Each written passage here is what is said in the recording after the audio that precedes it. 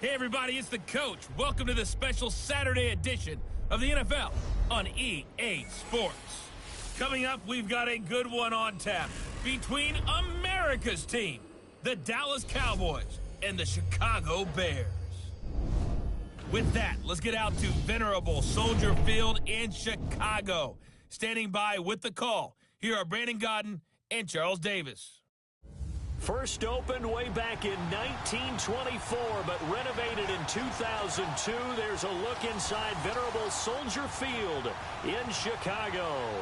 Just a short time ago, this crowd loud enough to shake the foundations of this nearly century-old building. They are ready for football indeed in Chicago as their guys get set to do battle with the Dallas Cowboys. Hi again, everyone. I'm Brandon Godden. Welcome to the NFL on EA Sports. With me, as always, Charles Davis. And, Charles, we look at a matchup like this. It's really the running backs that may take center stage here today. And in today's football, they're still valuable, not just as runners, but guys who can catch the ball as well. It's really the number of touches that determines things these days. Now the return man. This is Benny Cunningham. And he'll be brought down at the 23, make it the 24-yard line. So here are the Bears now for their opening drive. They'll be led out by their quarterback who grew up just outside of Cleveland on Lake Erie, Mitchell Trubisky. I'm excited about seeing his progress because in his rookie year, he started somewhere around midseason and carried it the rest of the way. And you saw improvement week after week. But they keep adding people around him. And when he plays on a team that has those weapons that you're looking for, those key guys, it'd be fun to see him run an offense as well as skillfully use his legs in order to gain some extra yardage too.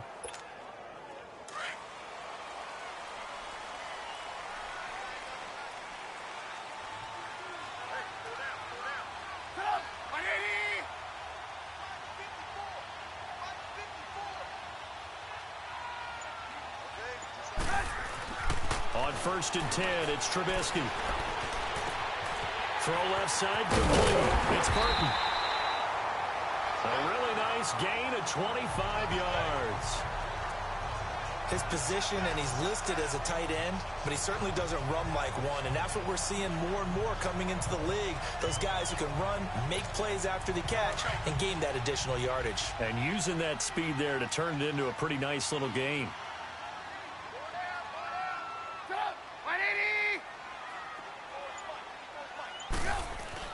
Looking to throw Trubisky on 1st down. Now he'll dump it underneath to his running back, complete.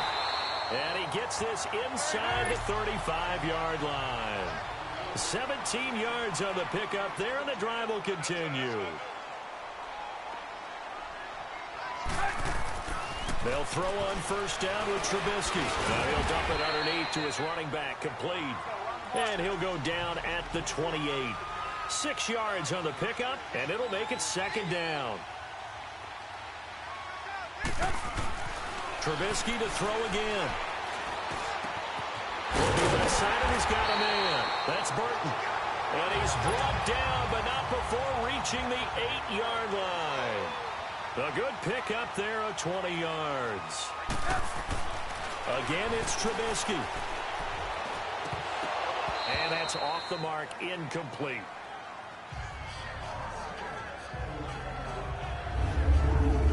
And the Buffet boys, the O-line, hopefully they're ready today. Listen, you got to feed them first.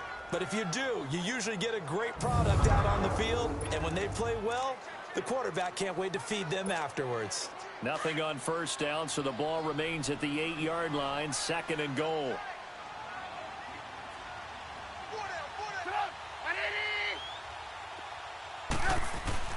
Looking to throw again, Trubisky. And that is caught. Touchdown, Bears.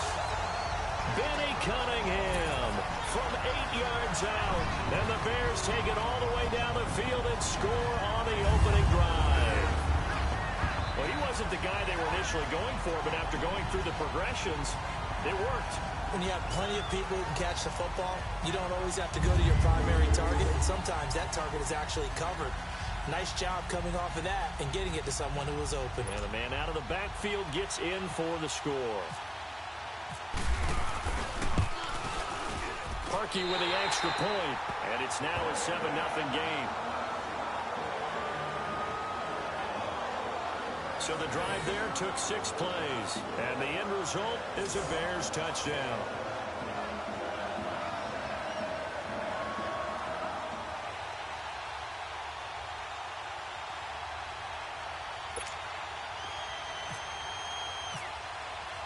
Here's Parkey now, set to kick it away. This will be taken to the back of the end zone.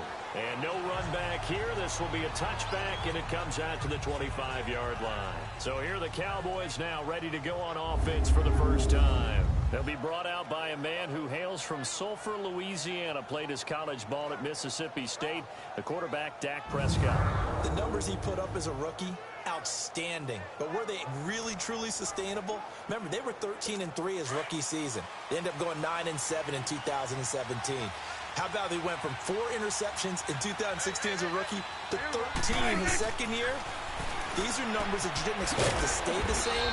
I do expect Dak Prescott to continue to get better and better as a quarterback in the NFL. The completion good for 3, and it's second down. The offensive starters now for the Cowboys. This offense begins and ends with Ezekiel Elliott. He played in only 10 games last year after leading the league in rushing as a rookie, but still led the league in rushing yards per game for the 2nd year in a row. When he gets his hands on the football, everyone comes to the edge of their seat. That first down completion only netted him 3. 2nd and 7.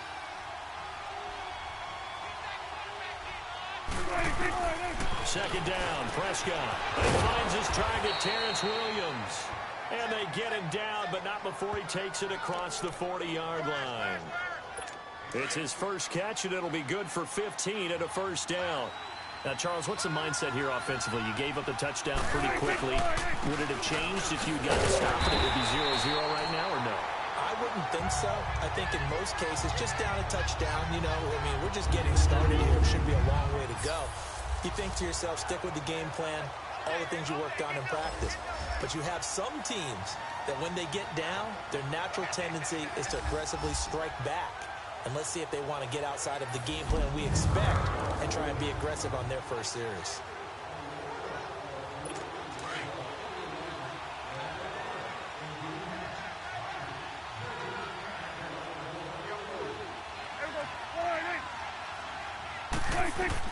A second down throw for Prescott. They'll set up the screen to Elliott. And he'll be taken down, but not before he gets into enemy territory. Give him 10 yards on that one, and that'll earn him a fresh set of downs. They ran that one well, and not only did they pick up a nice chunk of yardage on the screen, they sent a message to the defense. Rush the passer all you want, but you better... Rush coming, and he's taken down. Leonard Floyd coming on the blitz. He gets him for a loss of 7. Man, he got in there so quickly, Charles. What could the offense have done to adjust and account for that? But what you're hoping is that you figure out and you see and get a clue that maybe there's going to be some pressure coming at you, and you change the blocking schemes. Maybe you go to max protection. The biggest ones, maybe you bring your running back in to try and keep you clean. But in that case, that didn't happen. 0 accountability, and a sack resulted. He has elite instincts from his linebacker spot. He's able to diagnose the run and flies in like a missile to stop that one behind the line of scrimmage. Now Prescott. And he'll go down. The Bears get there for the sack. Leonard Floyd in there to get him his 2nd sack now of the afternoon. No doubt that's a very good play defensively right there, because you've always got to be aware that he can take off and make a big play with his legs. How about the way they were able to contain him? That also tells me the coverage was excellent downfield.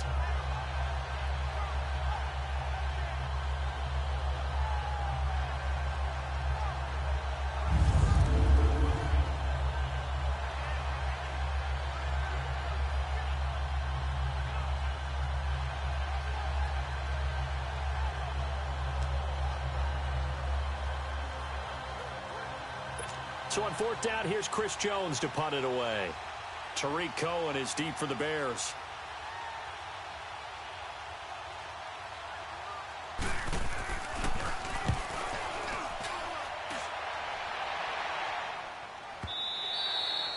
And that is much too long. That's into the end zone for a touchback.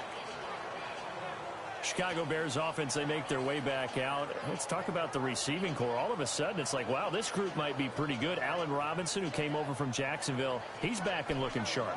And not only that, how about Kevin White, the former first-round draft pick who's had nothing but bad luck along the way with injuries?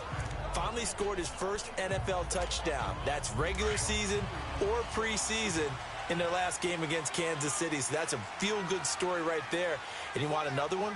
Javon Wims, the 7th-round wide receiver out of Georgia, leads the NFL in receiving yards, although he does get an extra game, right, because they did play the Hall of Fame game, so he got an extra week to get it done. Still, he's looked good. Here's Trubisky to throw. That's caught by Howard. And he'll get to the 29-yard line, brought down there. It's a 9-yard pickup on the play, and that'll make it 2nd and short.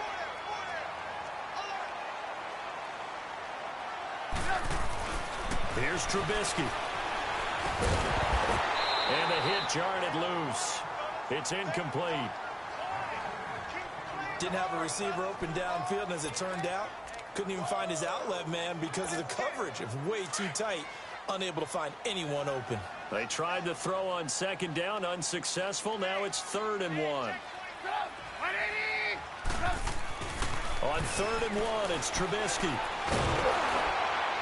And he took the contact as he was throwing it, and the ball drops incomplete. And 3rd down is a key down in any game you play, and 3rd down defense, something we've got to watch in this one. Got to be effective on the passing downs. That's a pretty good first step right there. So on 4th down, on is the punter, Pat O'Donnell, to kick it away. Back deep is Tavon Austin.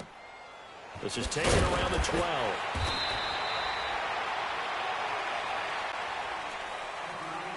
And before the punt, time is going to run out on this first quarter. It's a close game here early on. And we're back to Soldier Field after this. The NFL on EA Sports is fueled by Gatorade, the sports fuel company. Sitting alongside Charles Davis, I'm Brandon Gaudin as it is Cowboy football to begin quarter number 2. They've got it 1st and 10 inside their own 20-yard line. So Prescott and the Cowboys now with a 1st and 10 at their own 17-yard line.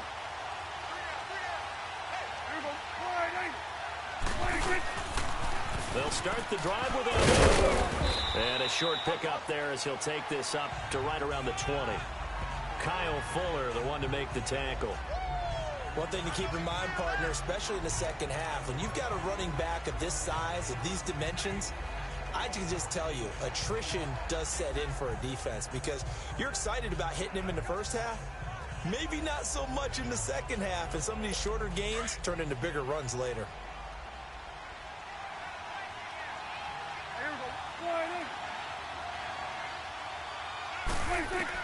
Prescott now on 2nd down. On the right side, this is Austin with a catch. And a great move on the play as he takes this one past the 25. That catch good for 5. It's 3rd down.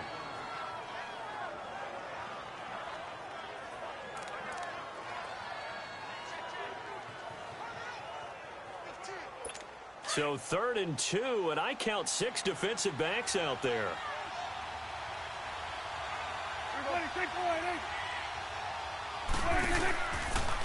Prescott now, option right. And he will lose yardage and be backed up to the 24. That'll make it 4th down after a loss of 1. I don't think there's any doubt that if it's me, I'd be really cautious about continuing to call this play because you got to know, defenders, if they get a free shot at the QB, they want to take it, and they want to take it big. And they got it there on the option play for a loss. And a nice job here on special teams. This will be down inside the 10 at the 8-yard line.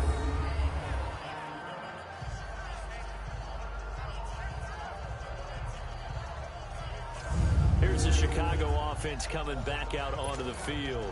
They're going to have to go at least 50, 60 yards here if they want to ensure that they don't have to punt the ball like they did last time. Yeah, so what you're saying is we're not playing to just get out of the shadow of your own goal line, right? You're playing to make sure the punter doesn't see the field again. So it's not picking up a couple of first downs.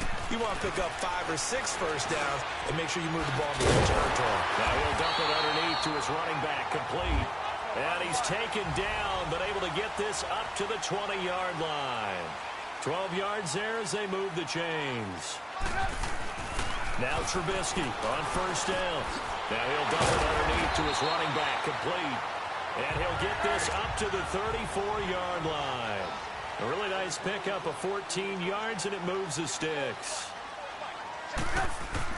On first down, Trubisky. He's going to air one out. And that one falls incomplete. Looked like he might have had position there, but he couldn't hold on to it second down. Well, one thing's for sure, when you get a big receiver and you trust him downfield, you're going to give him opportunities to go up and get that 50-50 ball. And he is a darn good big receiver. Unfortunately, that time didn't work out. Nice job defensively. 2nd and 10 now. It's Trubisky. Throw left side, complete. It's Burton. And he's brought down after a good gain. A good pickup there at 22. So from Cowboy territory now, here's 1st and 10 at the 44-yard line. Throwing once more, it's Trubisky. And it pops free. The collision there jarred the ball loose and brings up 2nd down. Now, he's been a busy man out of the backfield. They've looked his way quite a bit so far in this game. Nice job there defensively, though, adjusting, because a couple of his earlier catches, he was wide open. Not that time. You mentioned the key word, adjustment. A better cover man on him now in space. And his throw's going to be incomplete. Deion Sims is tight end, the intended target. And it's 3rd down. Now, whistles come in. We're going to get a timeout here by the offense. They'll have 2 remaining as we step aside here in this 2nd quarter. This offense was on the move. Now 2 straight incompletions have them looking at 3rd and 10. Now it's Trubisky. Gonna let one fly for Rupp. It's caught at the 10. They're able to convert on 3rd down, and that sets up a 1st and goal. Well, they just treated 3rd and long as simply an opportunity to make an even bigger play. Normally, you're just trying to pick up the 1st down and you know where the sticks are. They took this thing way downfield. Confidence in the receivers to go up and make a play, even with defenders around them.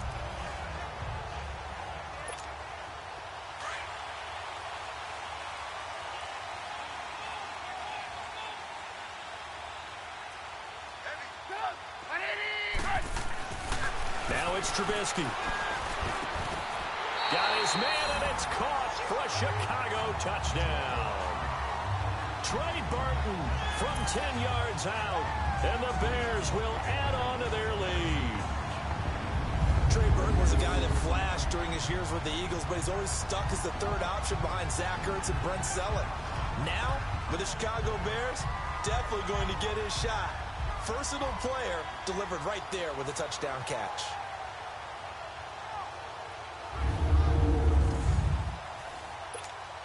Now Parkey for the extra point.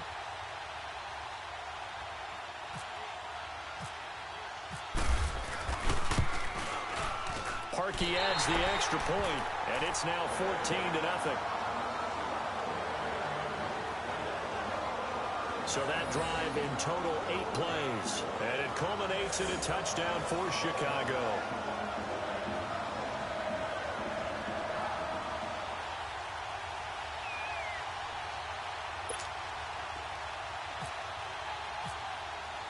Here's Parkey now, set to kick it away. That'll be taken in the end zone. And he won't return this one. He'll go down to a knee, and they'll start at the 25. The offense for the Cowboys now working their way back onto the field. Already down 2 touchdowns here in the first half. This becomes a pretty important drive, doesn't it? It certainly does, and a lot of teams script plays. We know that. Nowhere to escape, and he goes down. Akeem Hicks in there to sack him for a loss of 6. Sacks, a growing theme in this first half. This is 2nd and long. 2 minutes to go here in the first half. We're back to Soldier Field following this short break.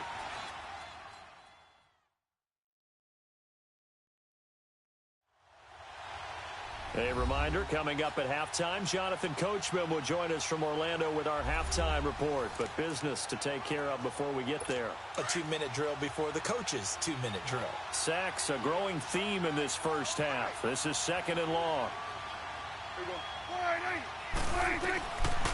On 2nd down, Elliott. And he'll take this one up to about the 23. They'll get 4 back there on the run, but now they're looking up at a 3rd and 12 situation. Out of the gun, here's Prescott. And this is going to be incomplete. And what did we talk with them about prior to the game? Their ability to move the chains, pick up first downs. So far, 0 for 3 on 3rd down. If that continues, they'll have little chance of winning this one. He's been a busy man here in this first half as he gets it away. This will be fielded at the 17. And when it's said and done, it's a 58-yard punt. And the Bears take over. And now trotting back out with the rest of his offensive mates, the big tight end. And some of his highlights here from this game, he's nearing 100 yards, partner. And defensive have worked so hard at how to try to slow down tight ends.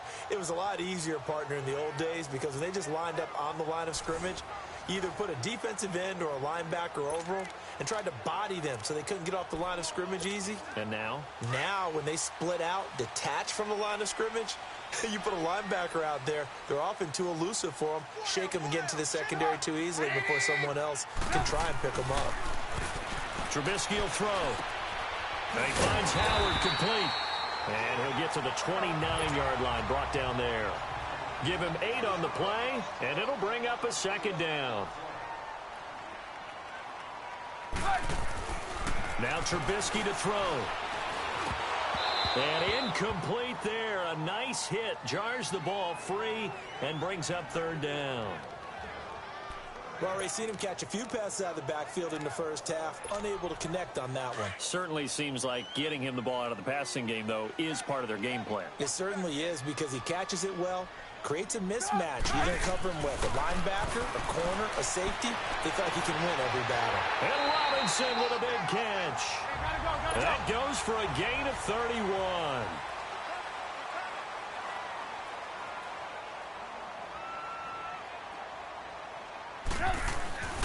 Throwing here, Trubisky. And he slings one that's incomplete. He was looking for Jordan Howard that time. And that'll bring up 2nd down.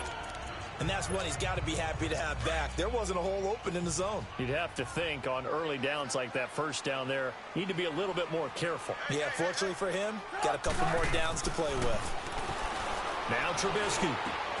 And he fires one that's intercepted. Picked off by the linebacker, Sean Lee. The Red Sea parts, and there he goes. And he takes this one back into the end zone, and the Cowboy defense has a touchdown. You think you're going into halftime with a good-sized lead? Not so fast. That pick 6 really changes the complexion, probably also changes the halftime speech. No doubt about it. Instead of going in relaxed, you're probably a little more uptight right now, probably a little bit angry. Let's see if they can get their focus back.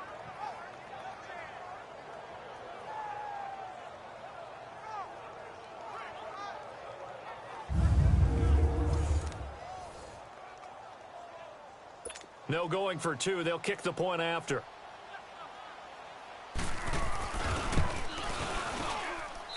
Extra point right down the middle. And that'll make our score 14-7.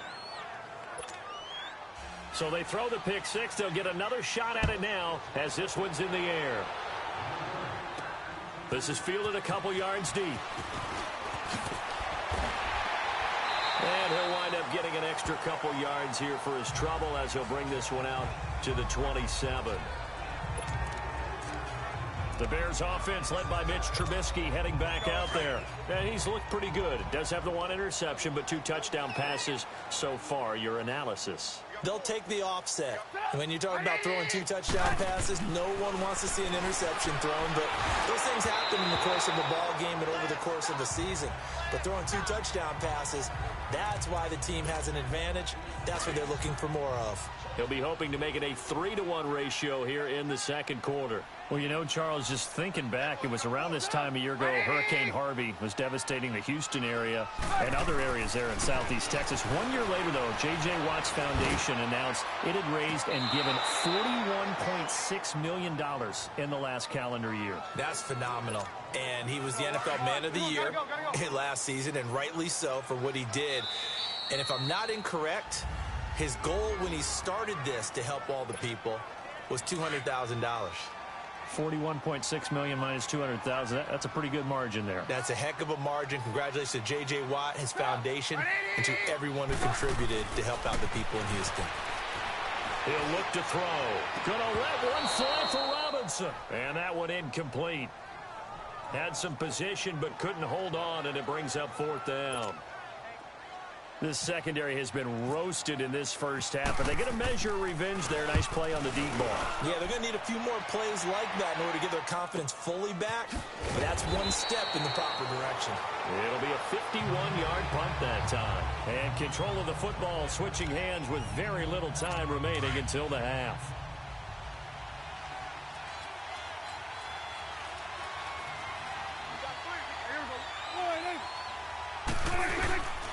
They start on the ground with Elliott. And he's brought down after a good gain. Now a timeout taken. Perhaps a chance for one more quick play and then another timeout if they hurry. We'll see. Prescott on 1st down. And this is incomplete with a clock showing just 3 seconds left. So after the incompletion on 1st, now 2nd and 10.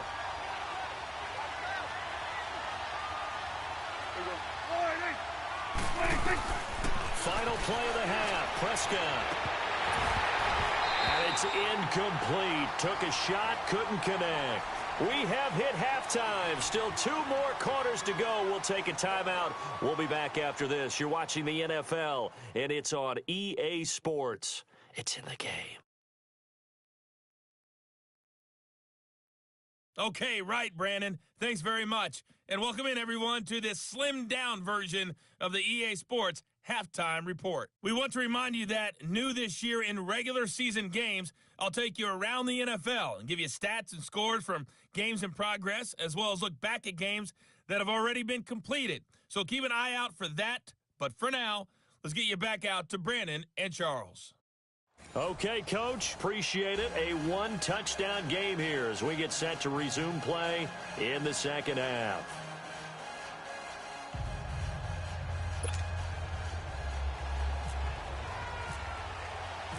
Both teams appear ready for the fight ahead, and we resume action here in quarter number 3. That's fielded in the end zone. And no run back here. This will be a touchback, and it comes out to the 25-yard line. Let's see what our player spotlight feature has in store with Dak Prescott. And I guess the question, Charles, is what's the formula for keeping him better protected? Because as we see, the protection, it struggled. And normally what you get is renewed determination. When the big guy gets hit, that usually sparks people. Hey, we can't let this happen anymore. They take it personally. He's not supposed to be on the ground, but that hasn't been the case so far in this game. So maybe they've got to figure out how do they get rid of the ball faster to help out the offensive line so he doesn't get hit as much. And we'll see if they can keep him off the ground now going forward. Now a play fake here on 1st down. He's airing it out for him. And got his man complete. And he's taken down, but not before he gets this into enemy territory across the 40. A gain of 39 that time. They've been struggling in the passing game. Do you like the aggressiveness there? I mean, it worked on that play, but do you like it? I do, because a lot of the time you're struggling because your passing lanes are clogged. That usually happens when you're throwing the ball underneath. People start to press up on you. Push them deep. Find some space and open things up again. Being aggressive there, I think, will pay off for them. That one didn't quite make it to the target, but that's not always a function of the strength of the arm of the quarterback, is it? Sometimes there's just too much pressure there. In any case, the ball doesn't arrive. And he's going to get it down to the 33-yard line here. 4 yards on the completion, and it sets up a third down. And, partner, I think that's a great example that not all tight ends are created equal, because everything was right. Got the completion, but he's not one of the more dynamic guys in the league. So try to get it to Williams, but it's intercepted. Picked off by Kyle Fuller. And the return this time will go out to the 42-yard line. With the incompletion there, gives us time to hit on the retirement, Charles, of Eric Decker. Of course, played for the Broncos, Jets, and Titans. Was with the Patriots this preseason, but now he's going to step aside. I think he had a fantastic career because look at it this way. Getting 1,000 yards in one season for a receiver, that's a career for most people. He did it 3 times. Best year in Denver in 2013, 87 catches, almost 1,300 yards and 11 touchdowns. Congratulations on a wonderful career, Eric Decker. So here are the Bears now as they get set for their first possession of the second half. They were forced to punt last time. Now, I doubt sincerely that they'll have to punt here because they're gifted with terrific field position. I don't even want to think about the idea that they would end up punting starting with this type of field position. Neither do they. Great starting spot, great opportunity to run your full playbook.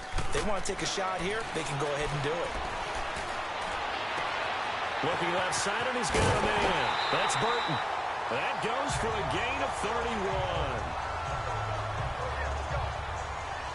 Well, partner, I'm not sure how this drive's going to end, but how about the way they flip field position there? A nice attacking play that picked up a heck of a chunk of yardage. So from Cowboy territory now, here's 1st and 10 at the 27. Looking to throw, Trubisky on 1st down. Throw left side. It's Burton. And they do stop him, but he takes it all the way to the 2. A really nice gain of 25 yards. He'll drop to throw. And that is caught. Touchdown, Bears. 3 touchdown passes now for Mitchell Trubisky. And the Bears turn that interception into a touchdown. Always important to get the first score of the second half. Now you start to pull away a little bit and get some breathing room going. And now we find out about the fortitude of the group that's behind, because they were counting on getting into the game a little bit more, right? Maybe they get the first score. That doesn't happen. It looks almost insurmountable, but it's not. Let's see how hard they play the rest of the game. Now Parkey for the extra point. Parkey with the extra point. And it's now 21-7. The drive there only spanning 3 plays. And the end result is a Bears touchdown.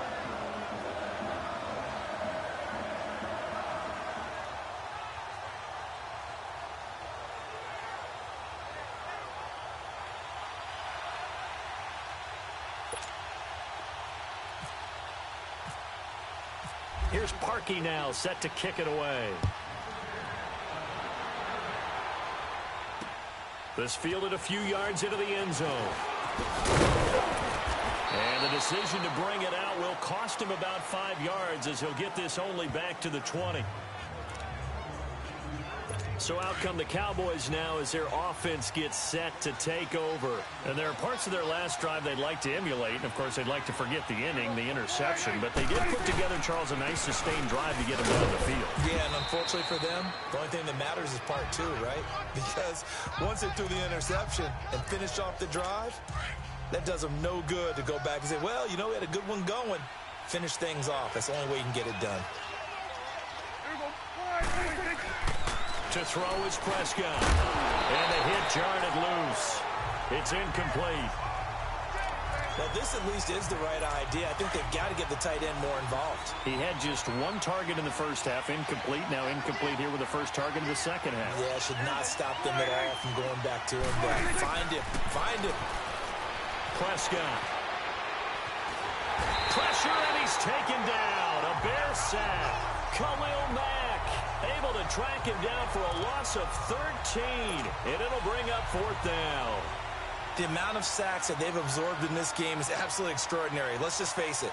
This offensive line, flat out, cannot handle this pass rush. It's been demonstrated time and time again. He gets this one away, and boy, it's another boomer. This is fielded at the 27.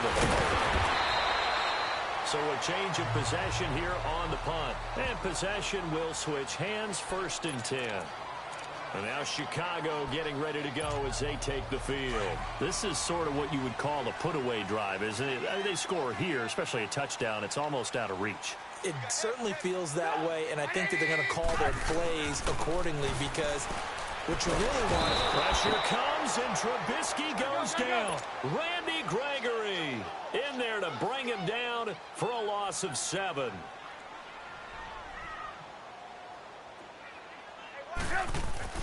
On 2nd down, here's Trubisky. There's that man again. It's complete. And able to get this one across the 45 before he's brought down.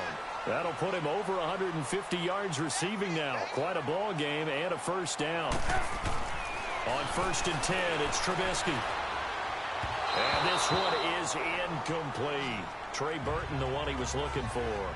And now it's 2nd down. As we inch closer to the regular season, I'm just peering down at some of the preseason records. Right now, Ravens 4-0, Bengals, Panthers, Cardinals, all 3-0. I guess my question is, what stock do you put in these preseason records? Well, the easy answer is nothing because the preseason doesn't really matter. But some organizations do put more stock in it than others. Some of them want to win every preseason game. Others don't worry about that at all.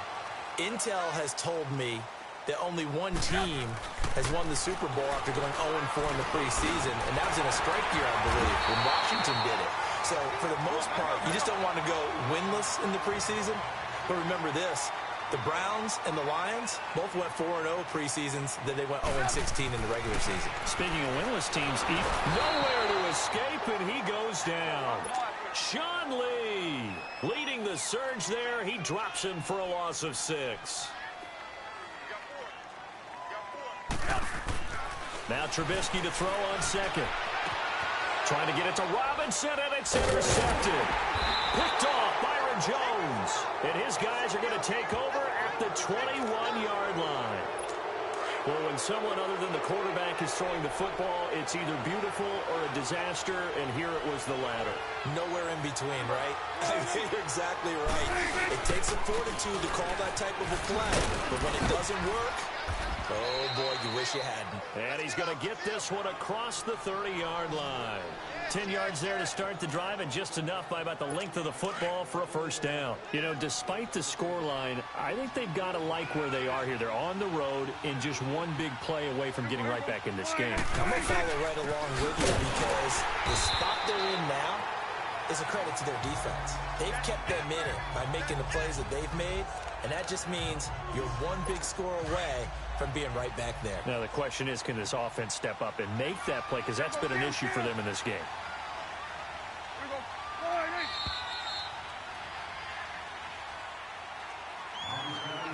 And as they come to the line, they will not be able to get off another play as time has run out on this 3rd quarter. We'll return with more after this. You're watching the NFL on EA Sports.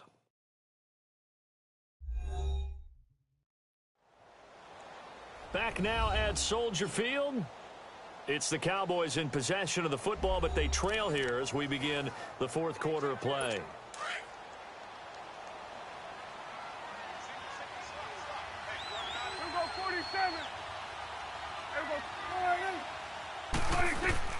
A 2nd down throw for Prescott. They'll set up the screen to Elliott. And he will lose yardage here to the 31-yard line. He lost 2 there, and it's 3rd down. I thought that wasn't a bad time to call the screen. I thought late game, down on the scoreboard, had to figure they were expecting a pass downfield. So the edge rushers, they're coming. That could have hit big. You're right. Good recognition defensively to snuff that one out. And he's able to take this one up to the 35-yard line. They get only 4 that time as that leads us to a 4th down. You got the big lead defensively. Willing to give them that underneath stuff, right? And this is why you work on your tackling. Tackle them after the catch, inbounds, keep the clock running. Just go ahead and bleed the game out that way. And he'll go down. The Bears get there for the sack. Khalil Mack in there to pick up his second sack now of the afternoon. So they really needed points here in a two-score game. Could not come away with anything there on fourth. And while we know they're a little bit discouraged here, they can't check out of this game. You and I have called a good number of games over the course of our career where we've seen these types of situations. Teams get the ball back, and that miracle does occur. So they can't let that dream go just yet. They have to get stout on defense here. Yeah, right now really hoping for a turnover. They'll throw on first down with Trubisky. And this one's incomplete. Sometime in this fourth quarter, someone on defense is going to have to step up and force a turnover. So now 2nd and 10 after the incompletion on first down.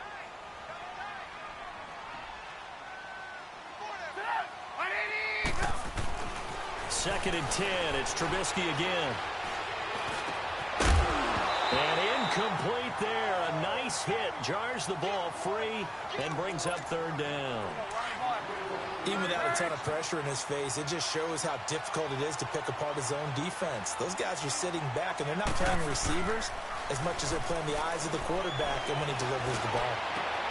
And intercepted. Maybe the turning point they need. Able to get there and pick it. Well, there you go. You said someone was going to have to step up, force a turnover. That's exactly what they needed. Yeah, now they need to capitalize, get this back to a one-score game. From there, anything can happen.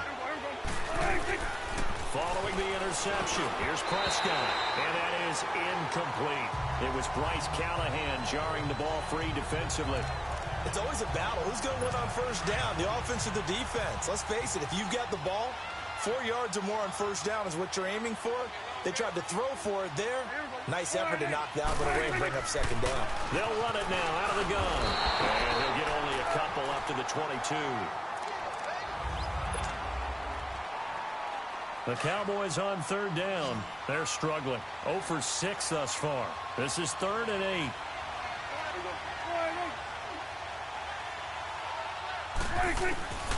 Prescott from the gun. And some room to maneuver. And avoids the contact by sliding. A gain of 4 on the play. And that's going to make it 4th down. And they're indeed going to go for it here on 4th down. So trailing here in the last quarter. Let's see how this plays out. Got to try it here. He's back to throw. To the sideline. And oh, that's well done. Able to drag the feet. He's going to have the first down. The time to pull out the stops is now, and they convert there on 4th down. Now, correct me if I'm wrong. You're down 2 scores. I don't think you need to rush just yet, but you can't take your time either. Yeah, even if you don't want to commit to full 2-minute offense, you have to up the tempo, up the urgency. Maybe you're starting to call 2 plays in a huddle each time you snap the ball. And able to break 1 tackle, but then quickly brought down. But a nice little gain. Give him 9 there on the first down completion. Seeing that play and understanding just how tough it is to cover tight ends, especially the ones running around the NFL nowadays, makes me glad I didn't make it in that league. I would have had a really difficult time. But now you get to sit up here with me. Yeah, and that's fun, isn't it? And what a really nice game right there on first down for them. Brings up a nice second down for them. Dak finding the former Jag Hearns for the Dallas first down. Time for a break. We'll come back to wrap this one up after this. So the Cowboys in possession of the football here as we get you reset. And let's see what they've come up with offensively after having time to talk it over. Now Prescott throwing over the middle, but it's incomplete. We have not seen a whole lot of wide-open receivers. Everything seemingly has been contested. And that's another nice job there to force an incompletion. They've been very cohesive, knowing each other's moves all game long, and they've been on the spot just about every time. And they've held them in check on the scoreboard. And he'll be brought down just shy of midfield at the 49-yard line. 6 yards is the pickup, and that'll lead to a third down. To the air again, Prescott. And that's caught by Beasley. And he's able to get this one down to the 40-yard line. A Dallas first down. Prescott hooking up with Beasley. First down, Prescott. Oh, he's got some breathing room. And he'll slide down to avoid the tackle. 4 yards on the pickup, and that'll make it a second down. The Cowboys looking to get going again in a hurry. Prescott now on second down. And he'll be brought down at the 27-yard line. They get 9 out of that one, and as a result, the drive continues. First down now, but the clock continues to move. On first and 10, Prescott. It's a short one here, complete to the tight end. And he's able to get it to the edge of the red zone at the 20-yard line. 7 yards, the pickup on the pitch and catch. Now flags fly in, and one of the Cowboys looked like he got going a little early. False start, offense. And maybe they were coming with a blitz that time, and it caused a jump. I think if we saw it, you know that they saw it. Might have been a little discussion down there. Bad guys coming. Pick them up. Pick them up. And someone jumped. Second down, Prescott. And he's going to be taken down back around the 35-yard line. Khalil Mack in there to take him down, and the clock will roll. On third down, Elliott. And he is going to lose yardage here. And a loss of 3 to bring up 4. 4 seconds. 3 seconds.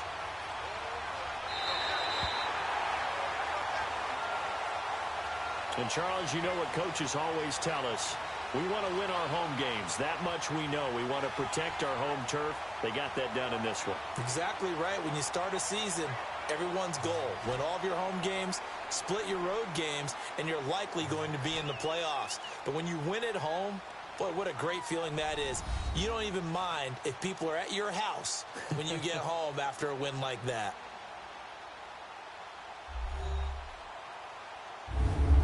So that'll do it for us. For my partner, Charles Davis, and all the hard-working men and women on our crew, I'm Brandon Gaudin. You've been watching the NFL right here on EA Sports. The Bears get the win at home as we say so long from Soldier Field.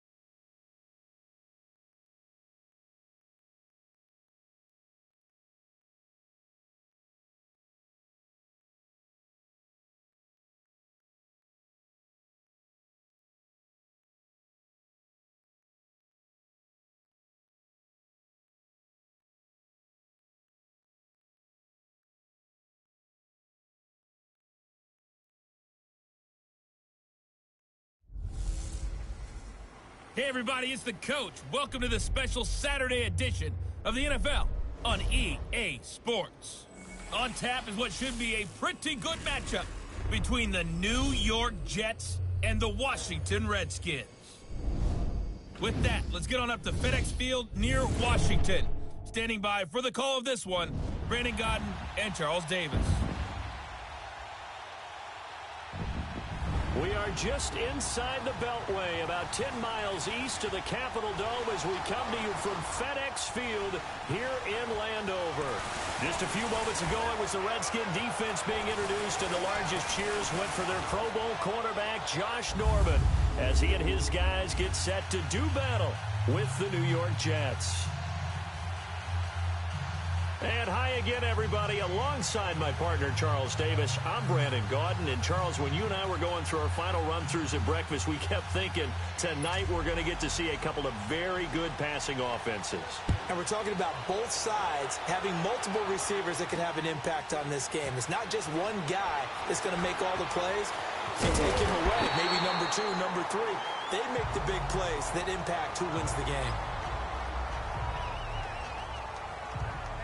Leading the Jets out, the number 3 pick from this year's draft, Sam Darnold. And Charles, through 3 weeks of the preseason, I would say he looks every bit the part of a starter in the NFL. And to me, what you're talking about doesn't involve numbers. The numbers are fine, but that's not what makes it up. How's he handling the offense? Is he playing with poise? Does he have the confidence of his teammates around him? It appears that he has all of those attributes, and the stage is definitely not too big for him.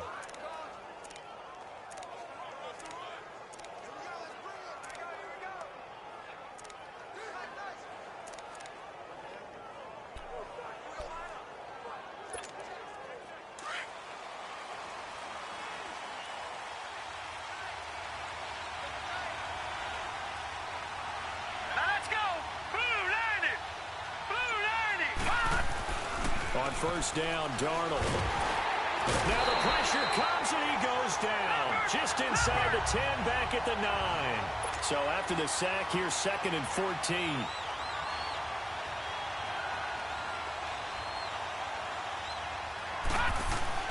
Here's Darnold now on 2nd down. Got his man, Robbie Anderson. And they'll bring him down here up at about the 22-yard line. They get 11 back on that one. It leads to 3rd down. Darnold on 3rd down. Found his target. It's Anderson. Anderson loses the football. And the Redskins scoop it. And his guys are going to get the football at the 37-yard line. Well, he did what he's known for. He made the catch, then he turned into a runner, took the contact, and coughed it up.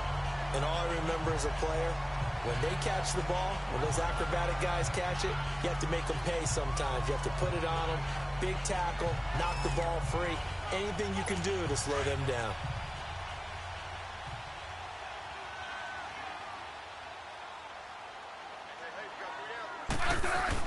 Following the fumble recovery, Smith. Out to the left here to Reed. And he takes it in. Touchdown, Washington. Jordan Reed, 37 yards. And the Redskins have taken a first-quarter lead. Boy, it's nice to have that big, reliable target you can go to. Each and every time. A lot of people see that position as a fallback. Throw it to them when all else fails. Not at all. This guy can make plays, and that's exactly what he just did. Yeah, play here for a touchdown.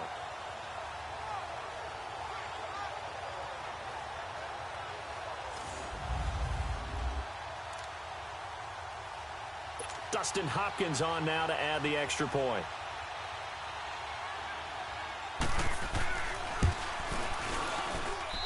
Hopkins with the extra point, and that makes the score 7-0.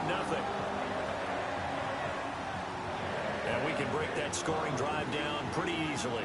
One play, long touchdown pass into the end zone.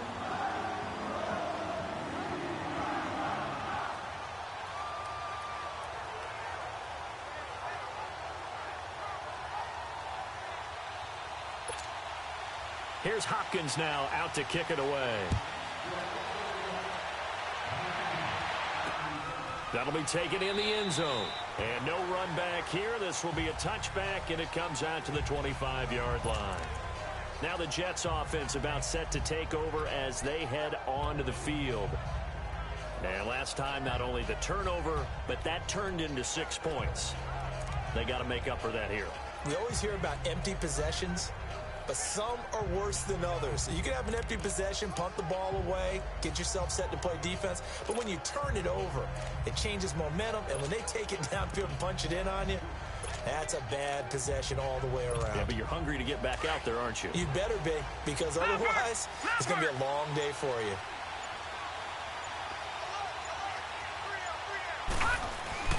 On 1st and 10, Darnold. That's complete over the middle to Anderson. And he takes this one just shy of midfield all the way to the 49. That one goes for 24 yards. On first down, it's Darnold. Over the middle, complete. That's Anderson. And he's brought down. The Jet passing game in rhythm. They've got another first. In Washington territory now. Here's 1st and 10 at the 37-yard line. Back to throw, Darnold. He couldn't quite hold it. Got hit. Ball pops out, incomplete. And the big boys up front in the trenches. What do you think of the O-line, Charles? I love them because this is a group that's so cohesive. They know what the man next to them is going to do at all times, and they operate as a terrific unit.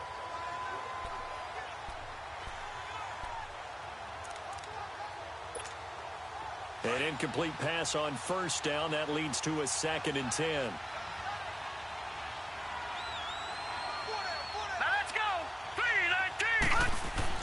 Back to the air, Darnold on 2nd down. And he hits Jermaine Kearse.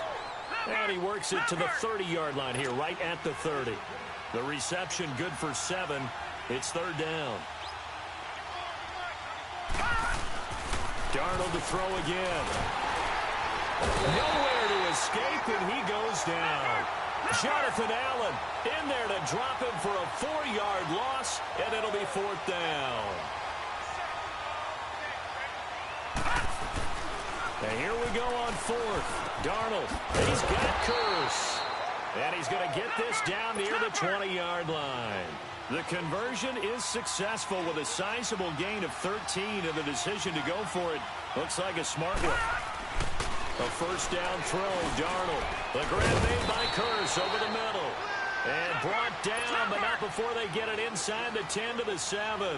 Back-to-back nice gains. That one for 14 yards and another first. To throw is Darnold. And this will be caught in the end zone. Touchdown, Jets. Jermaine Kearse, a 7-yard touchdown grab. And the Jets are an extra point away from tying this thing up. On those slants, everything happens so quickly. What makes it work? The timing between the passer and the receiver. In this case, a slant route ordinarily is probably about 3 steps before you go on the slant. In this amount of time, I think it was a 2-step deal. Boom, put his foot in the ground and got inside for the pass. Got inside for the pass, got inside for the catch and the score. Myers connects on the PAT, and we are tied at 7. So that drive goes 8 plays, and it's finished off by a New York Jets touchdown.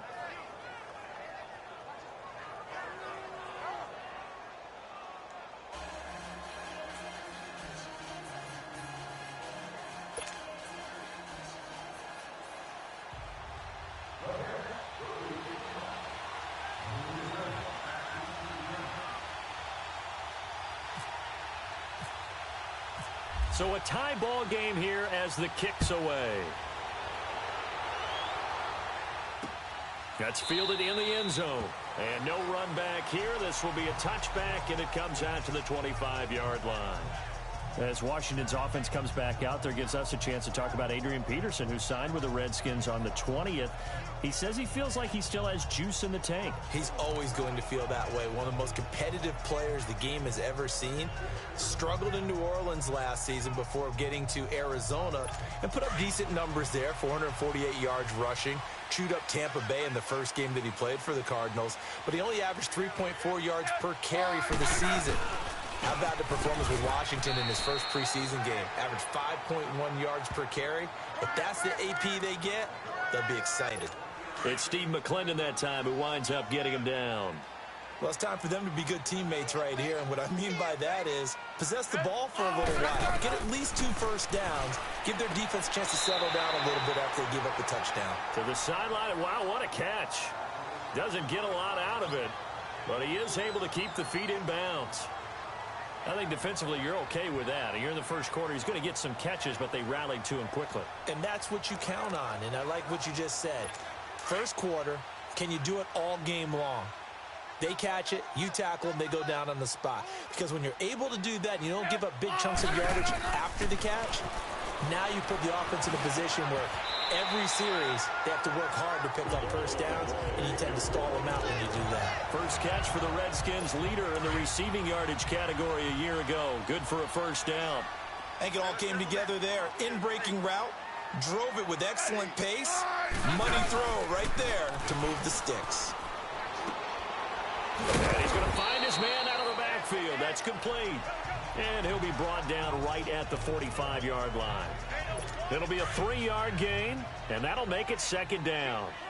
So many times you hear today's NFL described as a space game. Get your best players into space with the football in their hands. That's why sometimes you just swing it out to your runner, get him out in the flat, and let him have a chance to make people miss an open field. Only 3 yards on the catch. It's third down.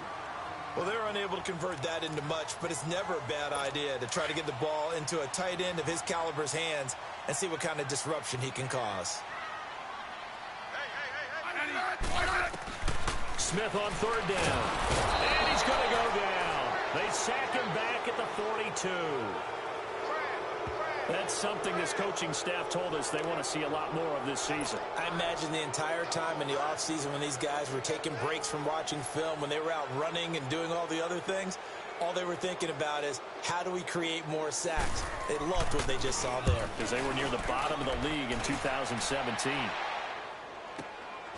Oh, he's going to go ahead and field it from the 3-yard line. That'll be put in the books as a 53-yard punt. And the Jets offense will be backed up to start this drive as they've got it 1st and 10.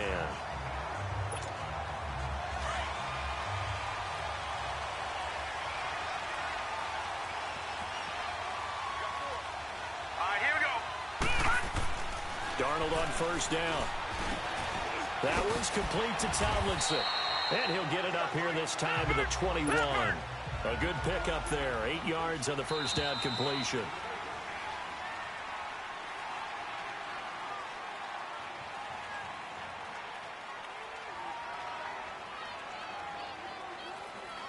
And before they can run another play, the clock hits 000. And time is up on the first quarter. 7-all is the score. We'll head back to FedEx Field after this timeout. The NFL on EA Sports is fueled by Gatorade, the sports fuel company. With Charles Davis, Brandon Gaudin with you. It's the Jets in possession as we begin quarter number 2 here. They're looking at a 2nd and short yardage to start things out.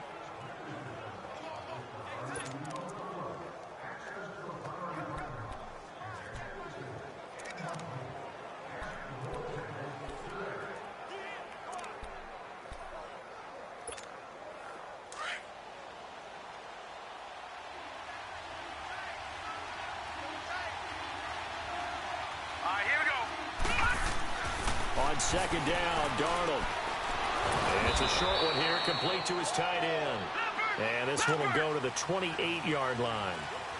It's a 7-yard gain there, and it's good enough to move the chains. Now it's Darnold. They shakes him off. A loss of a full 3 yards, and now it's second down.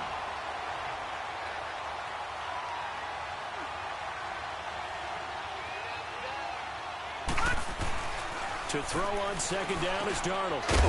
It's a short one here, complete to the tight end. And he's able to take this one up to the 35-yard line. They'll wind up getting 10 back as that sets him up for third down. Darnold now to throw. Losing 4 yards that time, and now it's 4th down. This offense converted once on 4th down earlier.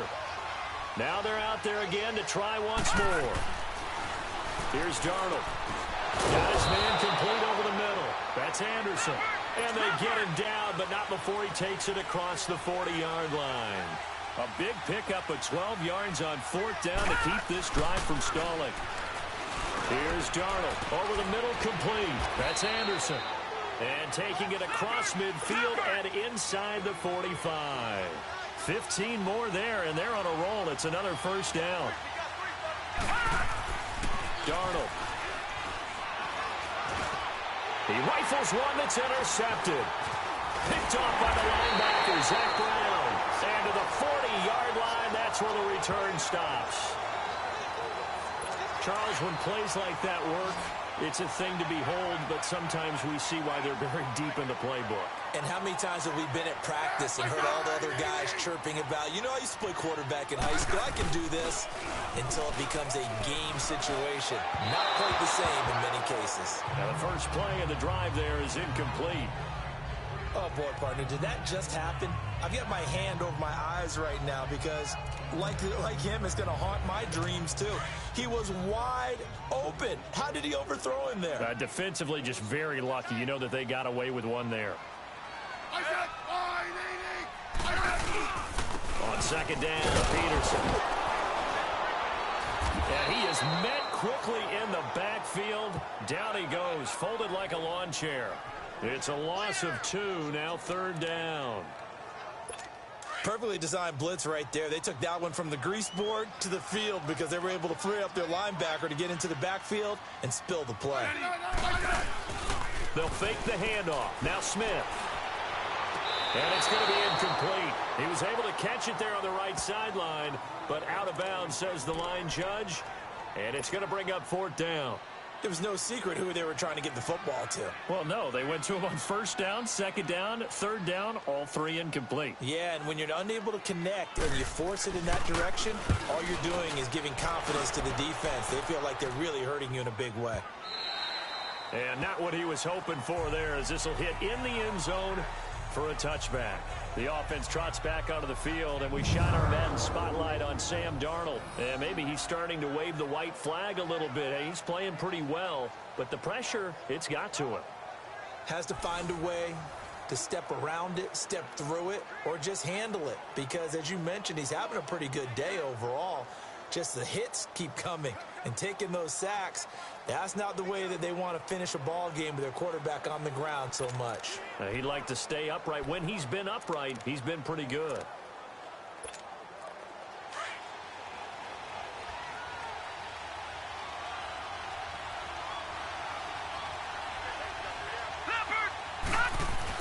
They go back to the air here after the INT on the last drive.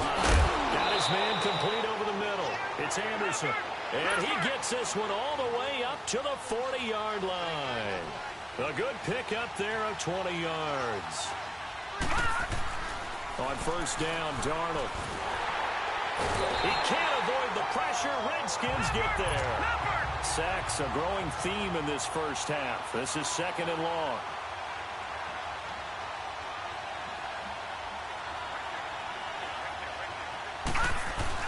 Here's Darnold now on second down. Over the middle, complete. That's Anderson. And he'll be taken down, but not before he gets into enemy territory.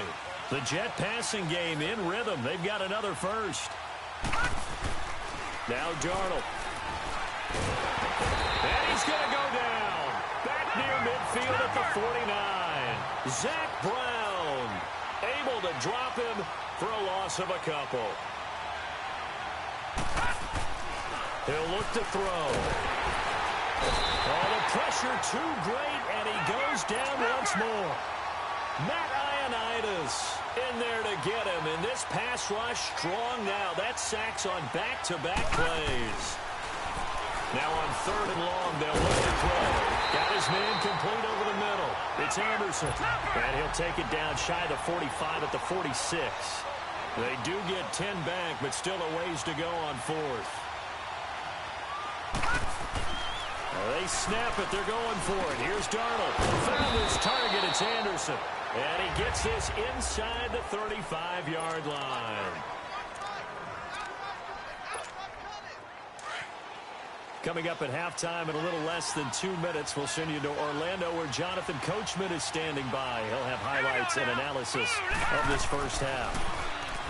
Looking to throw. And it pops free. The collision there jarred the ball loose and brings up second down.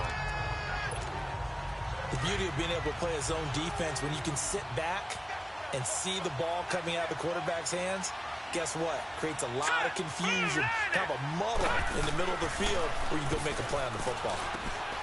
And he comes back with one complete. And he'll be a little shy of the 25 here at the 26-yard line. 8 yards on the completion, but now they face third down. 3rd and 2, Darnold. And this is caught by Curse. And he picks up the first down yardage as he takes it down to the 16. And a quick slant gets exactly 10, and by the nose of the football, they've got a first down. And he fires one that's intercepted. Picked off down at the 10. And now look at him go. He's at the 30, 10, and he will score. Touchdown, Washington. So a dangerous pass over the middle into zone coverage, and it hit him hard. And what's really difficult when you throw it in that direction and versus that zone, that means the linebackers have gotten to their spot, gotten their heads back around, and they can see the quarterback and everything in front of them. And they took big advantage of it, went the other direction, excellent blocking, and picked up a touchdown.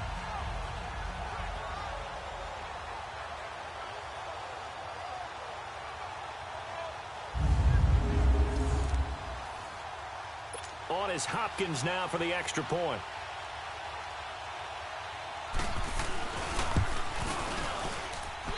Extra point good by Hopkins. And that makes the score 14-7. A heck of a play there defensively, getting the interception, navigating his way into the end zone for the touchdown. So they'll get another shot on offense following that pick six. And now the kick is away. Fielded about a yard deep. And not a bad return. Here he gets it out to the 25-yard line. Here's the Jet offense now. They head out to take over. And last time, decent field position through the pick six. Obviously costly. But they can't afford to just bunker in now. All right, good field position means go ahead and attack on offense. Try and press the advantage a little bit. They just have to be better with the football on this possession. So that didn't bother you too much last time? No, because it's exactly what you're supposed to do. You can't have good field position and not try to take advantage of it.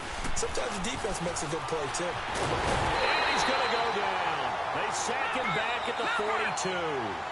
The Jets are going to use the first of their timeouts, as the clock's going to stop with 47 seconds to go in half number one. They'll come up after the sack on a 2nd and 12.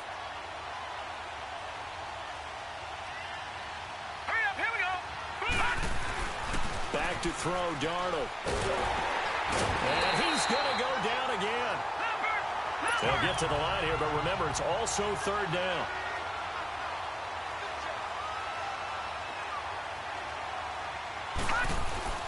Third and long, it's Darnold. That's complete over the middle to Anderson. And he'll be taken down across the 50 at the 45 in enemy territory. The Jet passing game in rhythm. They've got another first.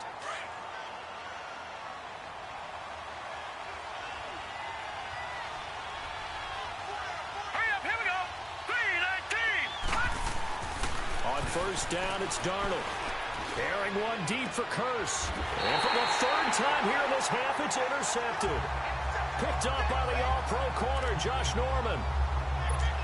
So that is 3 interceptions now in this first half. And you hate to ask the question, but let's be honest. We're thinking about it. Do you need to go in a different direction next series?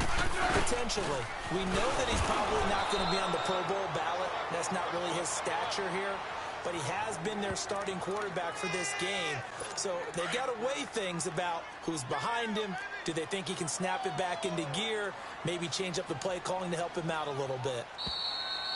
So we've reached halftime here in D.C. in our nation's capital with a home team, the Redskins, on top. As we'll get you down the coast to Orlando for Jonathan Coachman at our EA Sports Halftime Report. Coach! Okay, Brandon, thanks very much, and welcome in everyone to an abbreviated version of the EA Sports Halftime Report. This game's had a little bit of everything thus far, and certainly plenty to look forward to, as the teams are right back out there for the second half. So we'll get right back out there as well, as we'll turn it back over to Brandon Godden. Okay, Coach, appreciate it. A 1-touchdown game here as we get set to resume play in the second half.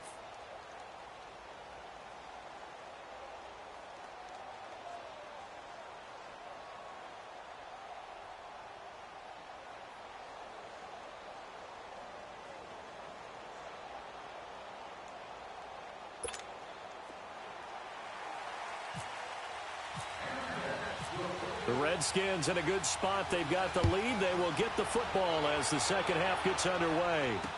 That'll be taken in the end zone. And no run back here. This will be a touchback, and it comes out to the 25-yard line. Out comes Washington's offense as they get set to take over here. They have the lead. Now they'll be looking for some separation here as we begin the third quarter. I like the way you term that because now I think they go a little bit deeper into their playbook. They like what they did in the first half. That worked okay. But in order to get the separation that you just talked about, change things up a little bit. Change your tendencies, try and hit them a little bit more with some things they didn't see in the first half. Let's see if they do just that. It'll be a gain of 10 to start the drive out, and by a few inches, that'll be a first down. The goal for any offense versus a zone defense, find the holes where guys are available and put the ball on the receiver before any defender can step up and fill it. They did it well there. Perfectly executed crossing route. On the catch, it's Crowder. A gain of 6 there on first. 6 yards was the pickup on the last completion, so here's 2nd and 4.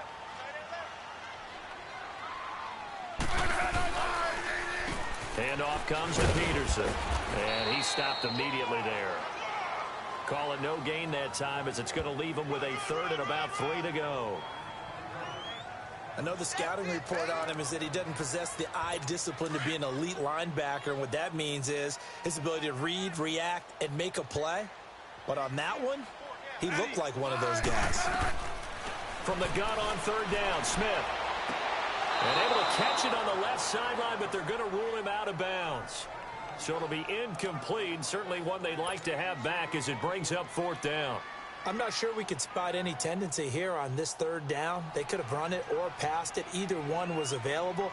They chose to try and get it through the air, but they were unsuccessful. And now the punter, Tress Way, as he sends this one away.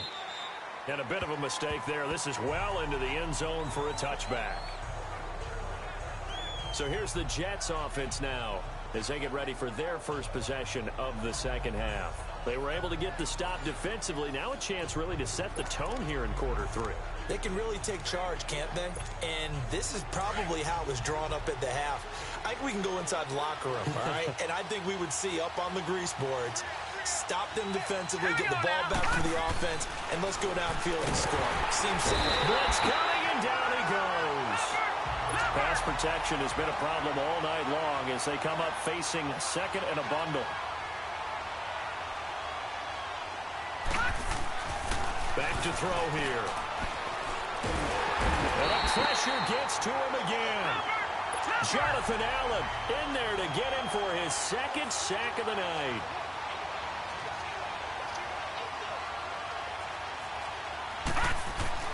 To throw is Darnold. Over the middle, complete. That's Anderson. And he'll go down just shy of the 25 at the 24-yard line. They do get 9, but it leads to 4th down. And they are going for it. Darnold. And for the 4th time tonight, it's an interception. Picked off by the linebacker, Zach Brown. And this one will be brought back to the 22. So that's back-to-back drives where they've thrown an interception. Ordinarily, we look at the offense and say, what's going on with your scheme? Maybe we should look at the defense and just give them a whole lot of credit. They've got them frustrated right now. Now Smith. And this is going to be incomplete. Morris Claiborne, the former #1 pick of the Cowboys there defensively. But sometimes you just have to take things into your own hands, don't you? I mean, the offense is really struggling in this game. They're the ones keeping things going. They have to continue to play at that level. They run the counter now. It's Peterson.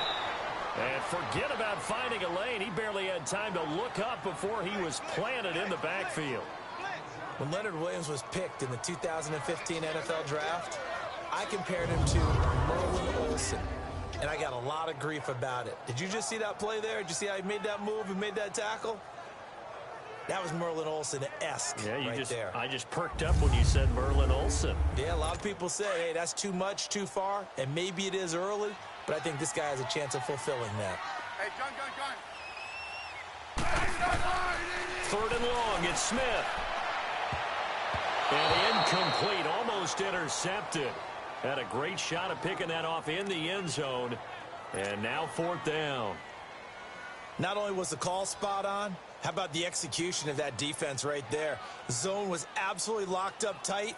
He was trying to force it in there on 3rd down. But if there's a time to force it, he felt like he needed to make a play, right? Yeah, exactly right. 3rd down, you got to try and find something.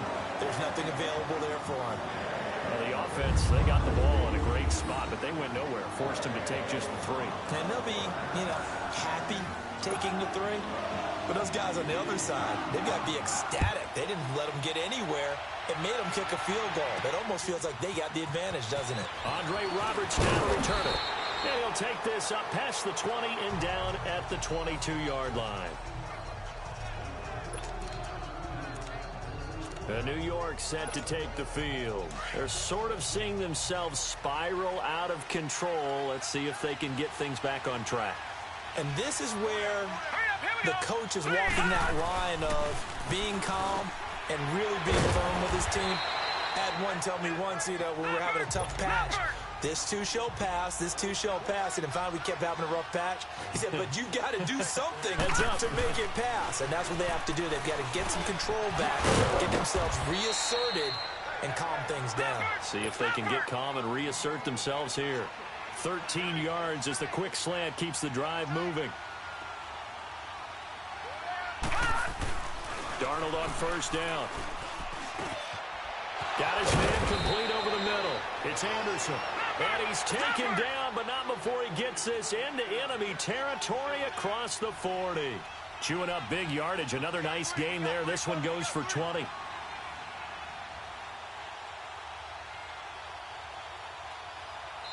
And now before this 1st down play, we're going to get a timeout here. It's just their first, so 2 remaining as they burn one here in this 3rd quarter.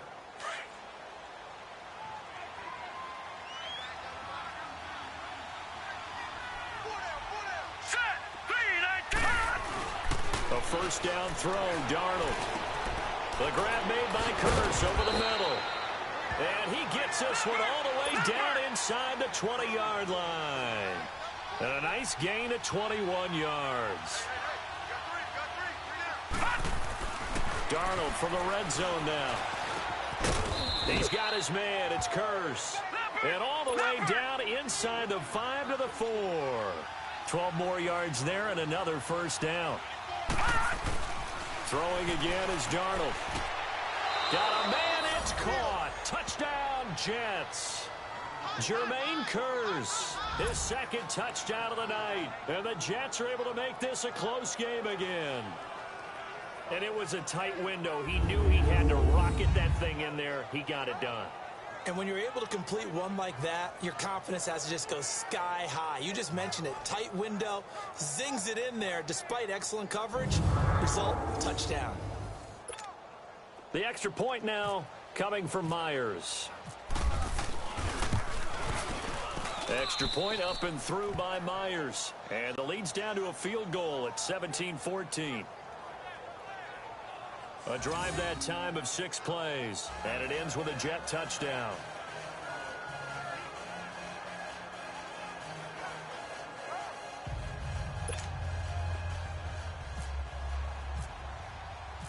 Here's Myers now to kick it away. This is taken about 7 yards deep. And no run back here. This will be a touchback, and it comes out to the 25-yard line. The Redskins offense now, they get set to take over here.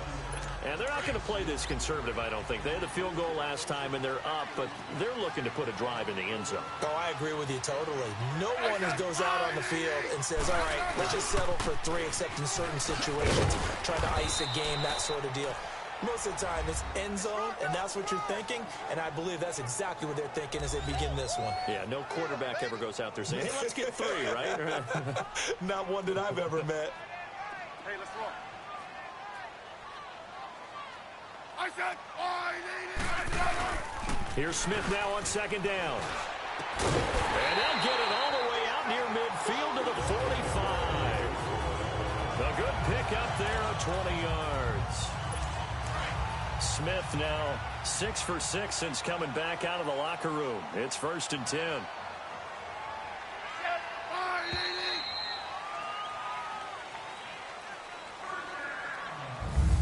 not going to get to the line to run another play. So we will switch ends as the third quarter has come to a close. We'll return with more after this. This is the NFL, and it's on EA Sports. Back now at FedEx Field. It's been a very hotly contested game to this point. Just a field goal separating these two teams as we get set for the fourth quarter.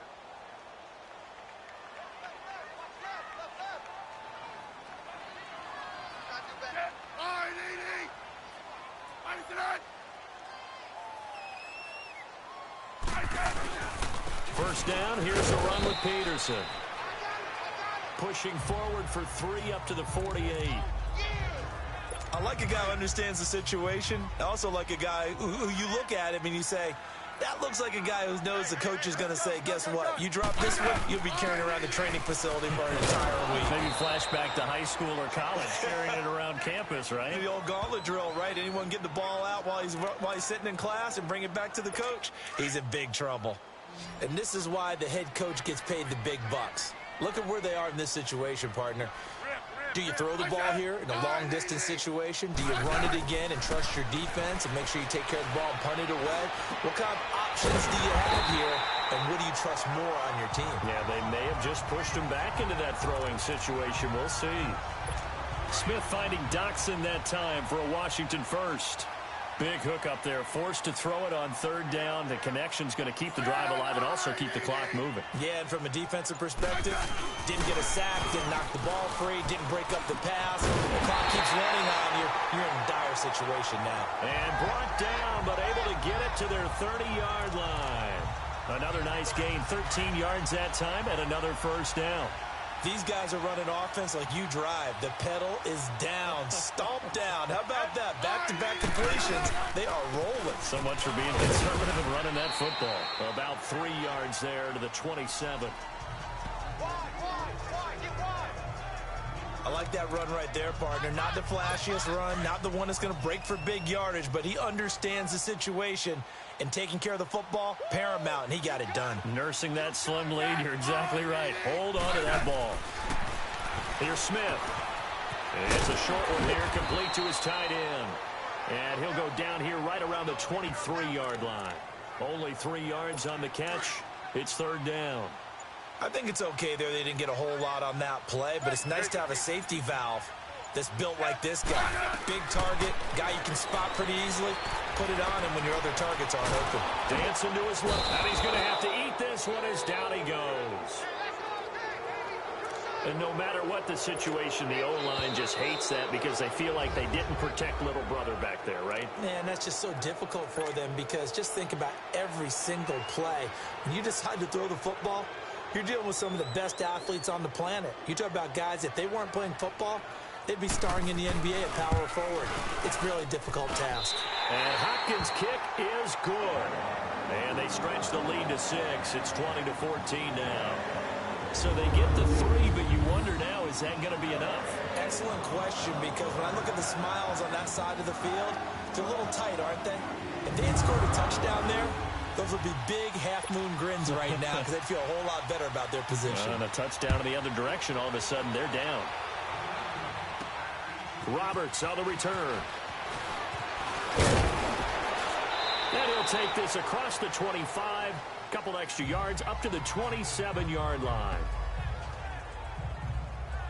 So out now come the Jets. And for them, a touchdown their last go-around. Obviously, they'll be hoping to do that again. And when you start plotting for this drive, when you start thinking to yourself, okay, what are we going to do? You don't go away from what you did before because that worked, but you have to be prepared for wrinkles and counters because you know they'll make some adjustments.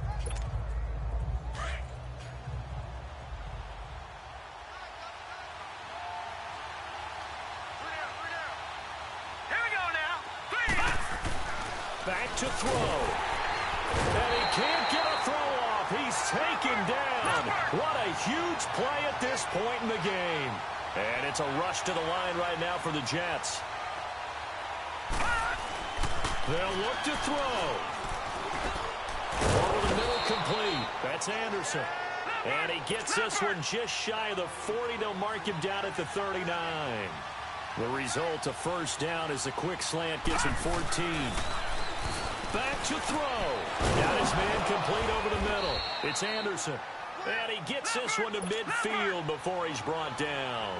11 more on that one and another first down. He's back to throw. Over the middle, complete. That's Anderson. Now the Jets going to use the second of their 3 timeouts as they get the stoppage with just over a minute to go in the game. Able to get 7 on that first down pass play. 2nd and 3. Now let's go. He'll look to throw. And he can't get a throw away. He's taken down. They'll get to the line here, but remember, it's also 3rd down.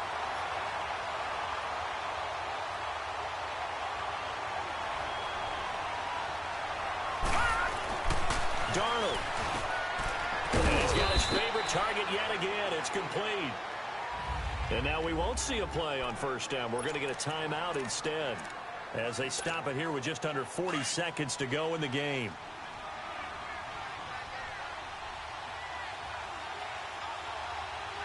Now let's go. Now it's Darnold. That one's complete to Tomlinson. And he gets it down to the 32. 7 yards, the pickup on the pitch and catch. Now you've got to hustle your guys to the line and get them set. And remember, field goal does him no good in this situation. You got to think they should. And he can't get a throw off. He's taken down. What a huge play at this point in the game.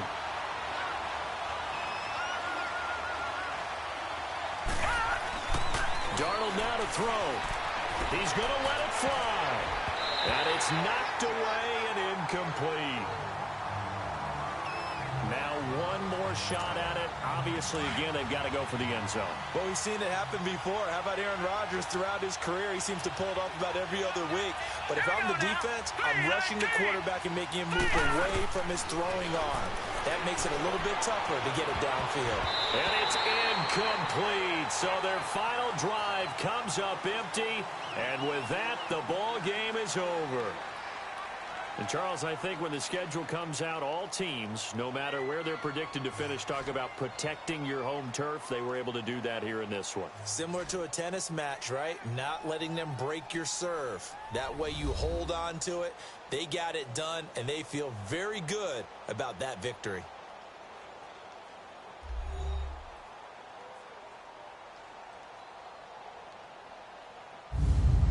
So that's a wrap for Charles Davis. I'm Brandon Gaudin.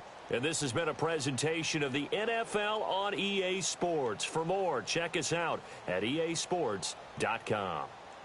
It's a win for the Redskins as we say so long from FedEx Field.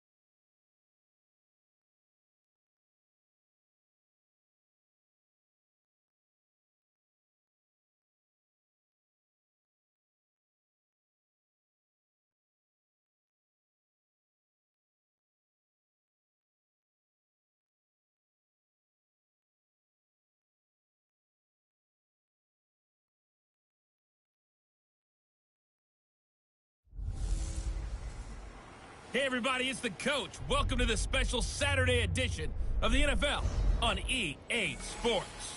We're just about set to get started, and this ought to be a good one between the Tampa Bay Buccaneers and the New York Giants. With that, let's get up to MetLife Stadium in New Jersey. Standing by for the call, here are Brandon Gaudin and Charles Davis. And thank you, Coach. We are across the Hudson from Midtown Manhattan at MetLife Stadium in East Rutherford, New Jersey. This crowd a few minutes ago stirred into action at the side of their men in blue emerging from the MetLife tunnels. We're set to go as the Giants get ready to match up with the Tampa Bay Buccaneers.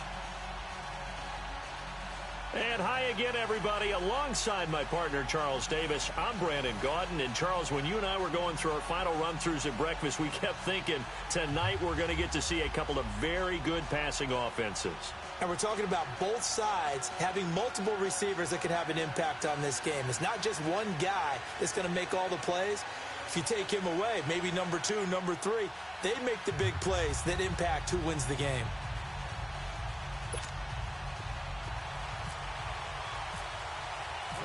Aldrick Rosas, the Giants kicker, ready to go. And here we go from MetLife Stadium. Rodgers on the return. And he'll get across the 20 before he's brought down at about the 23-yard line.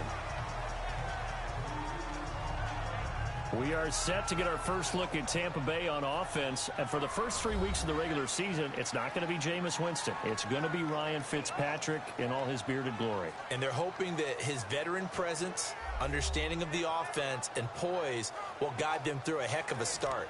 At New Orleans, home for Philadelphia, the Super Bowl champs, and then home on Monday Night Football against the Pittsburgh Steelers. I think if they win one of the first 3, that's a great accomplishment for this team. They can't start 0-3. That almost kills off your season. One win out of those 3, that's what they're aiming for. A loss of a full 3 yards, and now it's...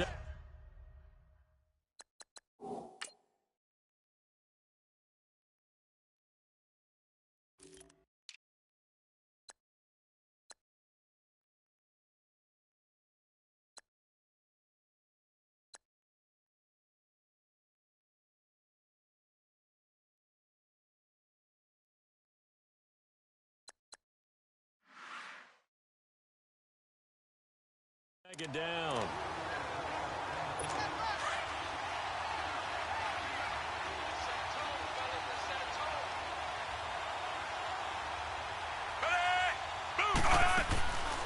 A first carry now for the rookie from SC. It's Ronald Jones. Gets this to the 24 for a gain of 4.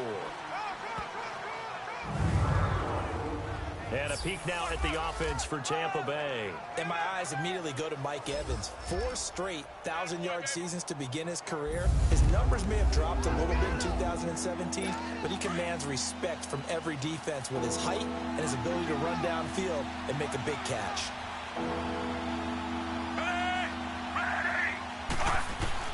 On third down, Fitzpatrick. He's got Evans. And they get him down, but not before he takes it across the 40-yard line.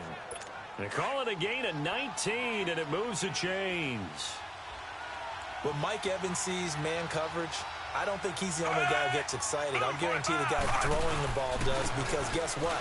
He's got a lot of options about where to place it because of Mike Evans' size and frame. And nothing doing. He's immediately taken down at the line of scrimmage.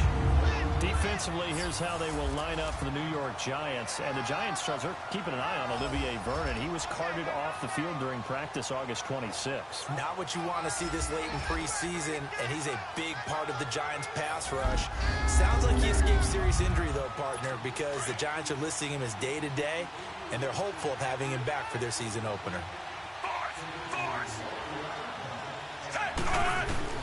Fitzpatrick now on second down. And the hit jarred it loose. It's incomplete. The Giants and Bucs, these two teams, they met in Week 4 last year in Tampa Bay, and it was Nick Folk with a game-winning field goal, 25-23, and at the time, that sent New York to 0-4. And how about the last 2 to get them to 0-4? Lost on a 61-yard field goal at the buzzer by Philadelphia kicker Jake Elliott. and then they lose this one to Nick Folk in Tampa. Yeah, and then, of course, everyone knew the rest of the story. A season that Giant fans would like to forget. One hallmark of good defenses is understanding the game, understanding positioning, and tackling immediately in the secondary after catches. I think we just saw that on display right there. Got to him before he ever had a chance to think about turning it upfield.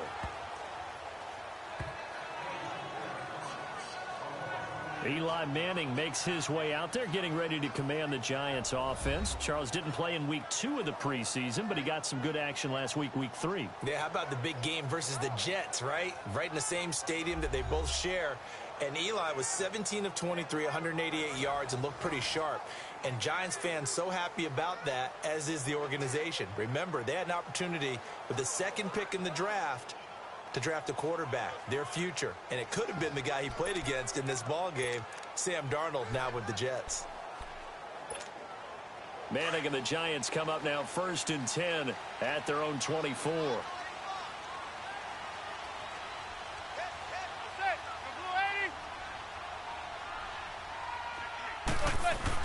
Manning now on 1st down. Now he'll dump it underneath to his running back, complete. And he's brought down, getting this one up to about the 35. A nice pickup there of 11 yards, and it'll move the sticks.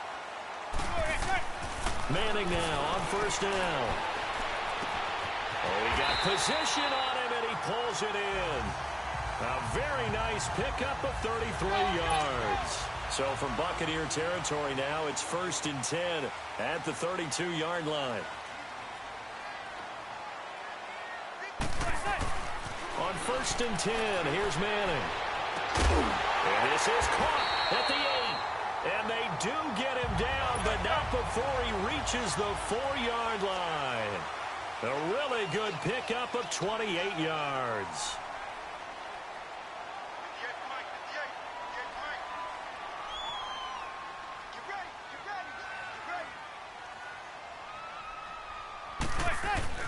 Now Manning again.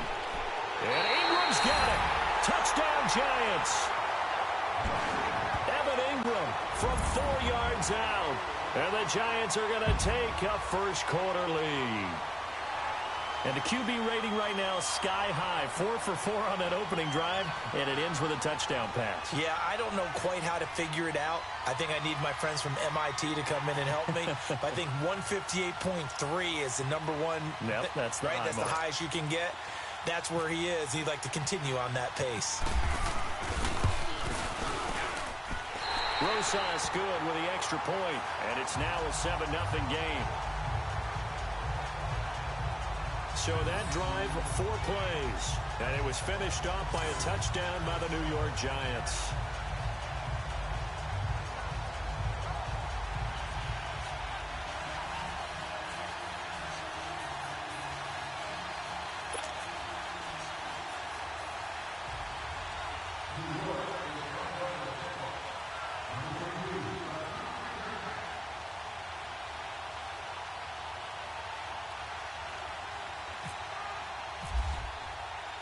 Rosas now to kick this one away. On the return, this is Jaquiz Rogers. He'll bring it back to just about the 25, call it the 24-yard line. So out come the Bucs now. They punted last time they had it. What steps, Charles, do you think they have to take to make sure they don't do that again? Well, let's just go to the football 101, the trade expression 101. Win first down. Make 5, 6, 7 yards on first down and make it a 2nd and 3, 2nd and manageable. Keep accumulating first downs that way. Keep moving the football. Don't want to get behind the sticks because then the defense has the advantage. Over the middle to Evans. And he'll get it up to the 33-yard line. Give him 9 there on the first down completion. That last catch short of the marker by just a yard leaves him with a very manageable 2nd and 1. They go play action. Fitzpatrick. And a catch right side by Evans. And he's brought down after a good gain. A good pickup there of 22. Partner, this is one of the best routes anyone can have in their offensive playbook. tough to defend because you think it's a go route, and then he breaks it back on the comeback.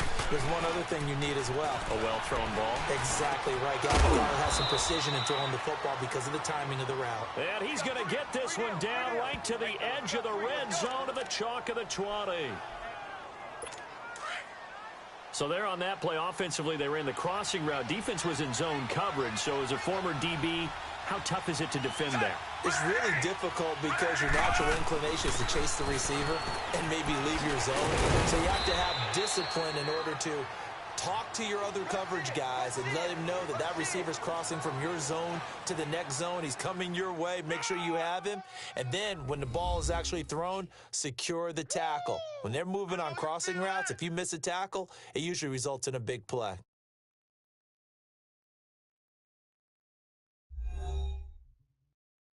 The NFL on EA Sports is presented by Snickers. You're not you and you're hungry. Snickers satisfies.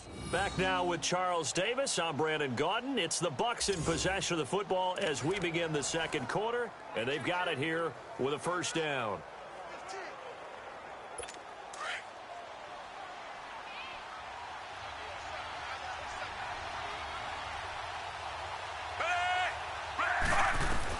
Fitzpatrick now to throw on first down. His pass caught at the 4. And the stop will come inside the 5 at the 4. That's good for a gain of 6. Second and goal. Second and goal from inside the 5.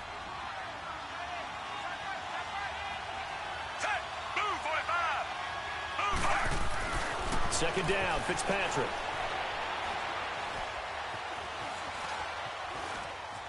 And he will score. Touchdown, Tampa Bay. Ryan Fitzpatrick taking it in from 4 yards out. And the Buccaneers are an extra point away from tying up this football game. That was not a designed run. It was supposed to be a pass, but it turned into an exceptional run. What a scramble for a touchdown.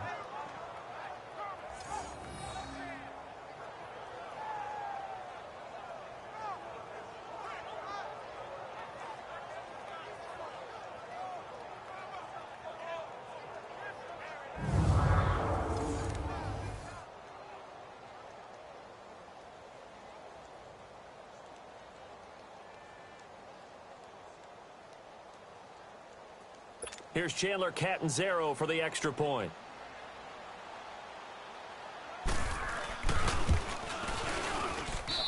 Extra point good by Catanzaro, and we are tied at 7. So that drives 6 plays, 75 yards.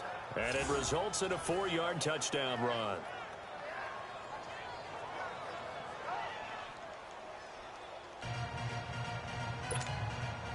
So we're right back where we started, all even as the kick's away.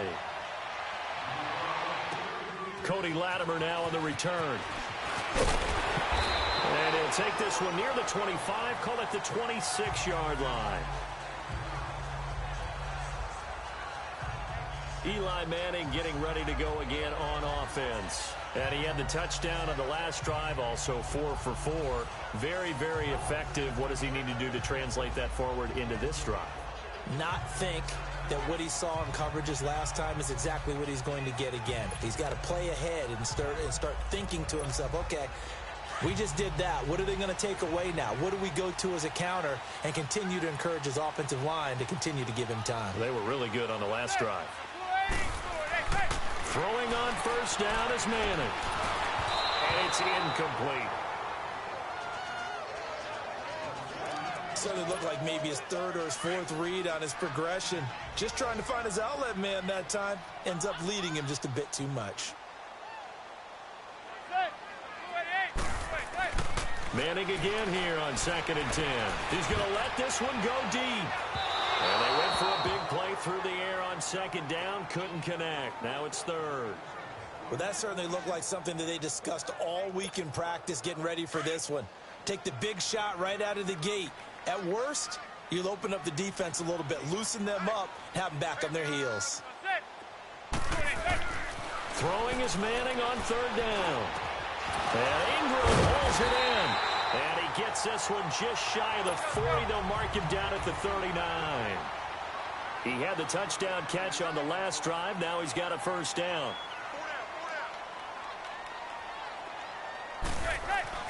On first down, Manning throwing over the middle, and it's incomplete. So he can't hang on, and as I watch that unfold, I remembered an expression that I've heard, maybe from you, I don't know, but you're going to get hit anyways, might as well hold on to the ball. Well, you know a coach said that, right? Yeah. Not an actual player. Not a chance at all. Way easier said than done. Manning will try again on second down. To Shepard, complete over the middle. And he gets this one to midfield before he's brought down. Over 70 yards receiving now for him in this first half alone, as he's got a first down on that last catch. Now Manning, able to ship it up. Now he's swallowed up and taken down. Vinny Curry in there to get him for a loss of 5.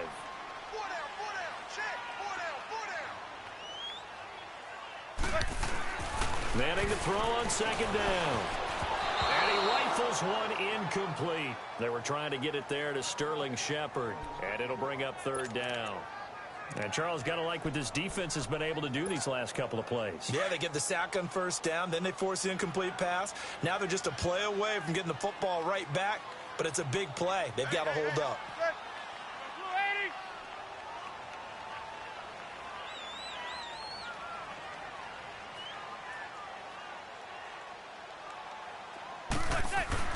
On third and long, it's Manning. Oh, the Buccaneer pressure too much. Down he goes. Jason Pierre-Paul with a big-time sack on third down. And it'll be a loss of 7. JPP did it all those years with the Giants. New uniform, same result. Yeah, he shows he still got it, doesn't he? Remember, he had 58.5 sacks during his time with the Giants. A great acquisition for Tampa Bay. Now the Buccaneers offensive unit back out on the field. The last possession, these guys were able to tie the game with a touchdown, and now they'll have a chance to move out in front. Yeah, let's give a big assist to the defense who got the ball back. The special teams went out there, handled things. They've got it. They've got momentum. I know they're eager to get out there and put it on display.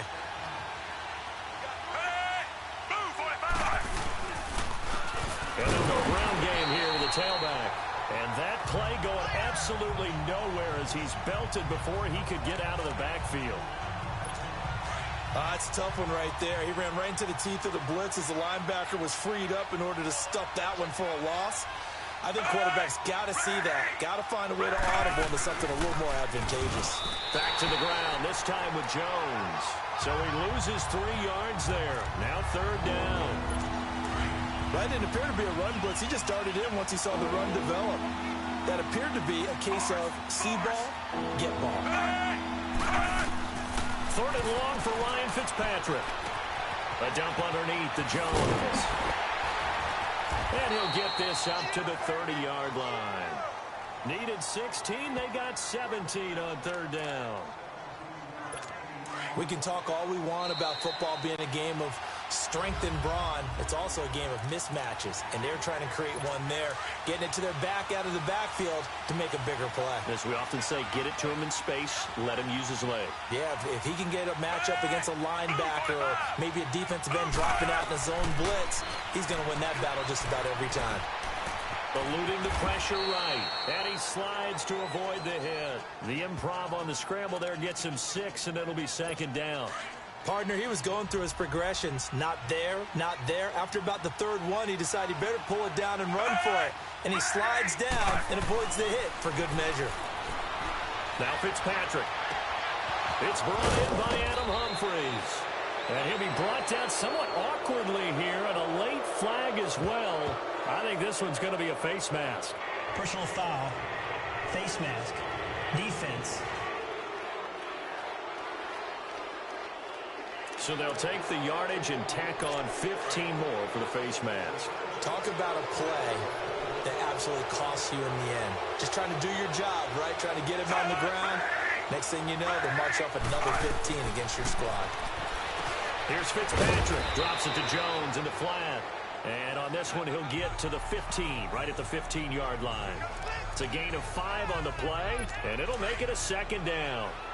I know most of the time when the ball's in the air, you're thinking wide receiver, tight end, but running backs, they can be a big part of any passing offense nowadays.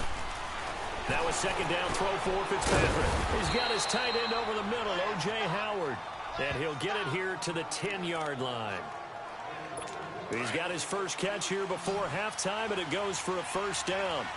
Great mix of play calling so far. 3 runs, 3 passes. All 3 passes have been completions. First and goal. I think on defense now, you have to almost take a chance. Rely on your scouting. Pick a play you think they would run here and just load up for it and see what happens. And before this second down play, we'll get a whistle, a signal, and a timeout as they get the stoppage with a little over 50 seconds to go in the first half.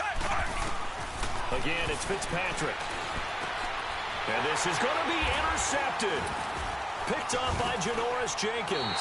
And a big turnover there as his guys will get the football back. Brandon, this is why golfers do their best to never count a score in their head before the ball goes in the cup. This looked like a slam dunk for points on this drive, didn't it? Instead, they throw an interception, and they're going to come away empty.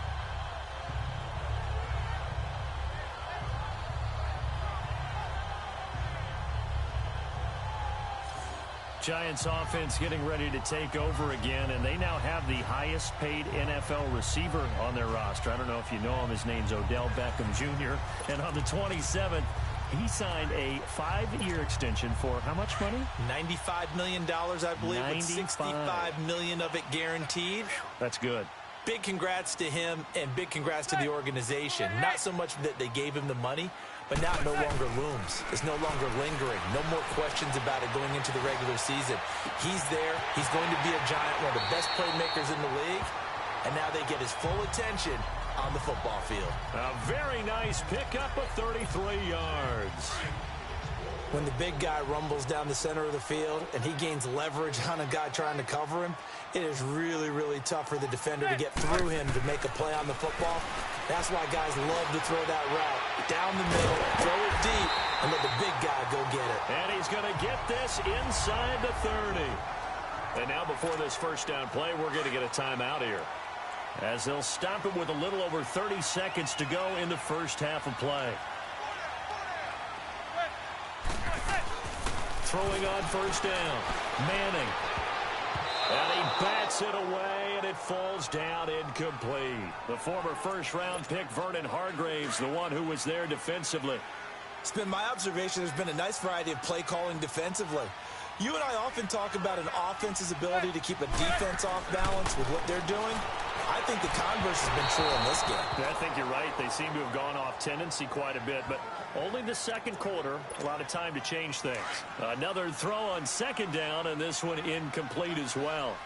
But one thing that I've liked defensively is that they've shown them a lot of different looks here in the first half. They've come after them. They've sat back. I think that's what you need to do to keep the offense guessing. And they certainly have kept them on their toes. That's why they haven't had much success on the scoreboard. Now yet another incompletion here as they fail to connect on third. You've always been very good about checking my math. Am I correct? That's the first time that it's been incomplete when they've thrown it to him? Yes, he had caught every other ball coming his way. So they feel like they've got something really good going there, and they're going to continue to go there until the defense makes an adjustment and takes it away. Well, they finally made an adjustment there. We'll see if they can build on that stop.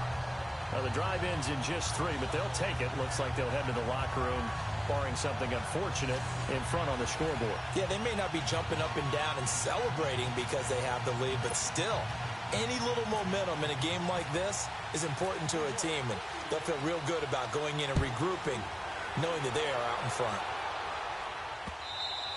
And that'll carry over the back line of the end zone for a touchback.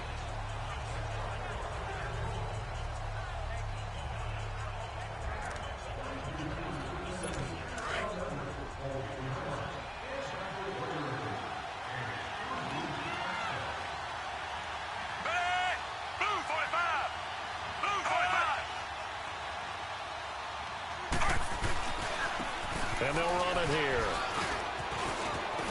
Finds an opening past the 40. And he'll get this all the way up to the 42-yard line. Now a timeout signaled for, and they'll get it with 10 seconds to go before halftime. A first down throw for Fitzpatrick. It's caught. Humphreys. Now whistles and a timeout with 3 seconds left in the first half. 6 yards was the pickup on the last completion, so here's 2nd and 4.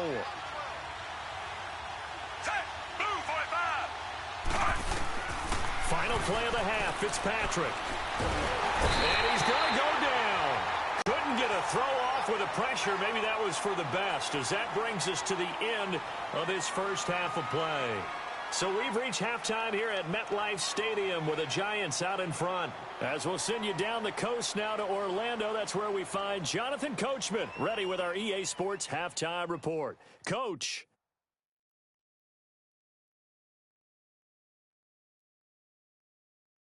Okay, Brandon, thanks very much, and welcome everyone to this abridged version of the EA Sports Halftime Report. This one's been as good as advertised, just a field goal separating these two teams, as they've already made their way back out of the locker room. So to bring you the story of the second half, let's get you right back out to Brandon Godden. Thank you, sir. A field goal separates these two teams as we come back for this second half. That's fielded in the end zone. And they'll put up the stop sign there as his guys will get it at the 25. Here's the Giant offense now making their way back out onto the field. They have the lead. Now they'll be looking to extend that lead. And this is where I enjoy talking about one of my favorite subjects, tendency breakers, or counters as I also like to call them. You've done things in a certain way in the first half, and they've had the ability to see what you've done. They're going to make their adjustments. So guess what? You adjust yourself and try and stay ahead of the pace because you are looking for some separation in this ball game. The adjustment to the adjustment. Without a doubt. Show them one thing, hit them with something else. On second down, here's Manning. Throw left side, complete to Ingram. And he's brought down, but not before getting across midfield to the 45. A good pickup there at 22. Manning now on first down. Looking left side, and he's got a man. That's Shepard. And he goes down, but not before getting this inside the 25. A good pickup there at 22. Manning now on first down. And he will take it on in for a Giant touchdown. Sterling Shepard, 23 yards for the touchdown. And the Giants are able to grow their lead. And correct me if I'm wrong, that was just a simple fly route, wasn't it? No, there's nothing to correct at all. You've got it down pat. And I just remember as a player, when I'd be in practice sessions and I'd hear 9 from the receivers, that meant fly route, go, look out. That was the 9, and he just kept going all the way into the end zone for the touchdown. Rosas to add the extra point. PAT up and good by Rosas. And his guys will take a 10-point lead.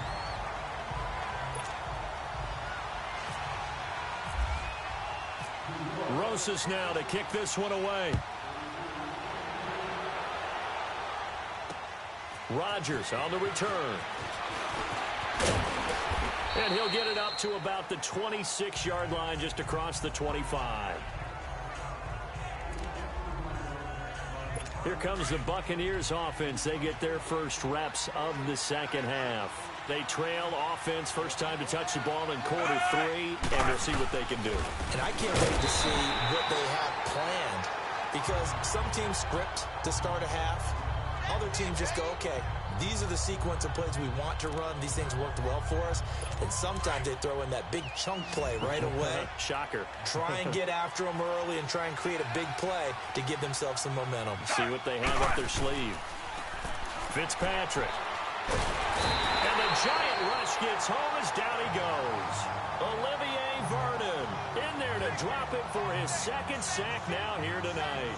So one quick, easy analysis about why they've struggled so far. They keep putting themselves in third and long situations. They just took another sack right there. And the offensive film session tomorrow may be a little longer than it normally is.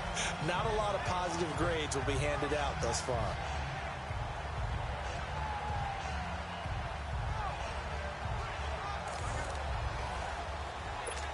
3rd and long. Fitzpatrick following the sack. What can he and the gang come up with?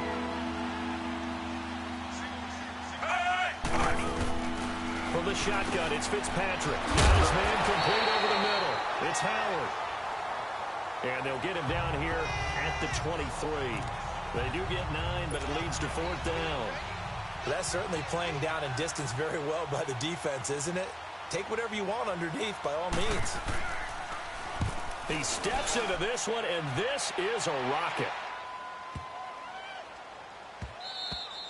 And that one hits at the 7, but bounds into the end zone, and that'll be a touchback.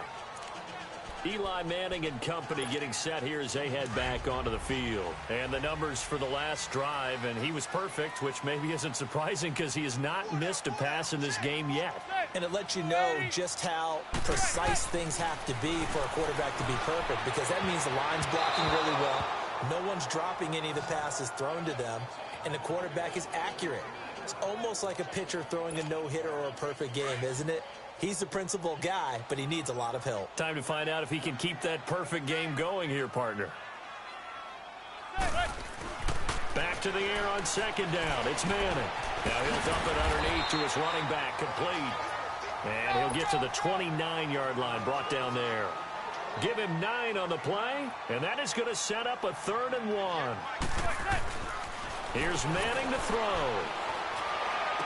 Oh, he's got a man wide open, complete.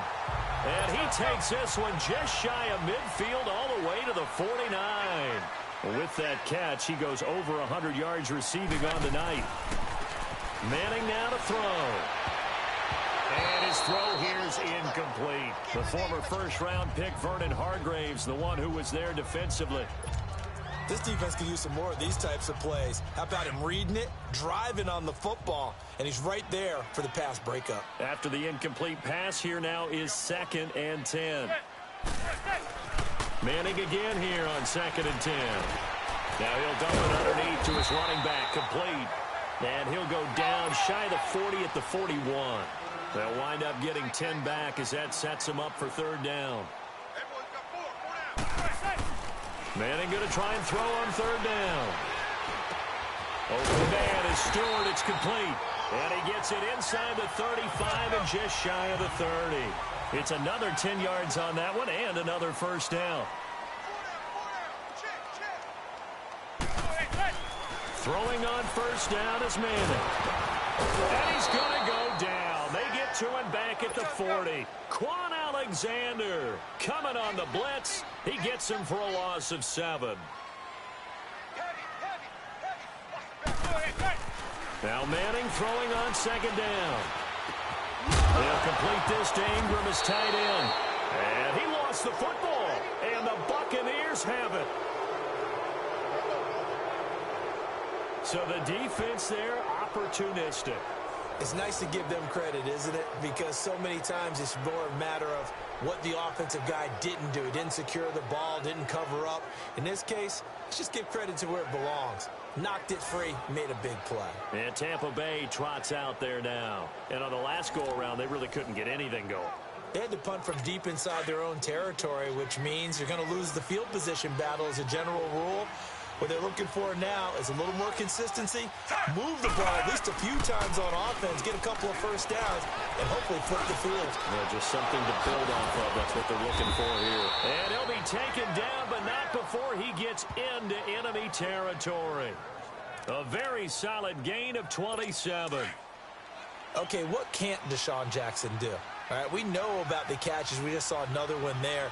Also gets involved in the return game, and he can break big plays like that. We've seen him do it throughout his NFL career. We have. What are you thinking of anything in particular? Yeah, I'm still remembering a certain Giants punter not following orders, and Deshaun Jackson made that big-time return all the way back for a game winner in that one.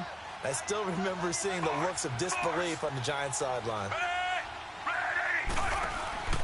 They go play action. Fitzpatrick.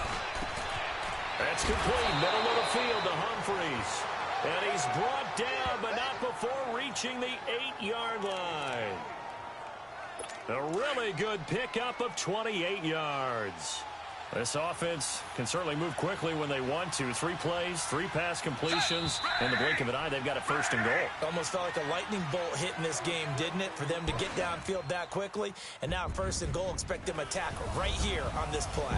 And as they come to the line, they will not be able to get off another play as time has run out on this 3rd quarter. We'll return with more after this break. You're watching the NFL on EA Sports.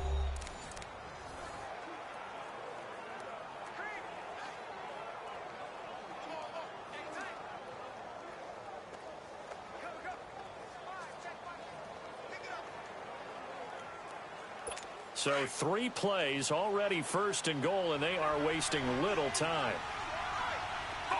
Force! Hey! Move, 45! Move, 45!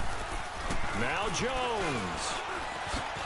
And they'll be driven back here, losing yardage to the 10-yard line. That's going to go as a loss of 2, and it'll be 2nd down. So statistically, both of these offenses having a rough time getting a running game going. But boy, what a nice play there defensively. Tackling him behind the line, but you're right, you look at the numbers. Neither side looks on track in the ground game. And he is met in his tracks behind the line of scrimmage. That'll be a loss of 4 yards on the play. And that is going to set up 3rd and goal. On goal-to-goal runs, when you create lost yardage plays, the only way that happens is either call pressure or what I like to call straight-ahead pursuit. A great read, and they get to the backfield and make the play. And that was a big chunk of yardage lost. 10 yards gets them closer, but now it's 4th and goal. Completed pass brings up a 4th down situation. Do you play analytics on this one? Well, what do your analytics tell you about going for it here? I wonder what they would say. They tell me you're down by this margin, 4th quarter, you're going.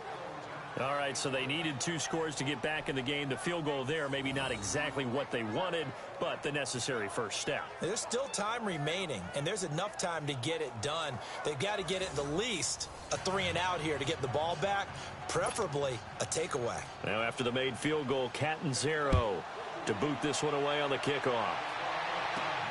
Latimer on the return. And he'll take this across the 25. Couple extra yards up to the 27-yard line. We get a look at Sterling Shepard as he and the rest of the offense march out into place. And I know that they've double-teamed him a couple times, but not a ton. Whatever they're doing isn't working. He's up over 100 yards. We'll see how they adjust. And when they do that, they weaken their defense in other places as well. And how many times have we done games where we've seen a guy have a big game like this? But it's usually not by himself, is it? Right. Usually it opens it up for other people to have big games as well. Throwing to start the drive, but that one incomplete. You get a tight end like this, and you know he's used to dishing out punishment. But here, he's one that has to absorb the contact. And as a result, unable to hold on to the football. So after the incompletion on 1st, now 2nd and 10.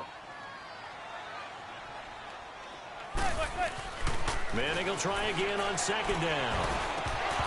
Toward the center of the field, but it's incomplete. So many offenses want to include their running backs into their passing offense and be able to swing the ball out or check it down to them. But sometimes those guys are just not as comfortable catching the ball as they are running it. Throwing is Manning on 3rd down. It's caught. Shepard. And he's taken down at the 43, but not before picking up the 1st. Give him 30 yards there.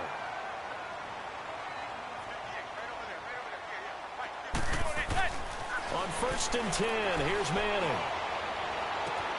Throw left side complete. It's Shepard. Touchdown, Giants. Sterling Shepard, his 2nd touchdown of the night. And the Giants add on to their lead. In order to lead in a game, you're going to get plenty of contributors, but that's his 2nd touchdown catch of this game. He's one of the key guys in this one. And you better believe he'll be looking for the hat trick here as this one continues to go.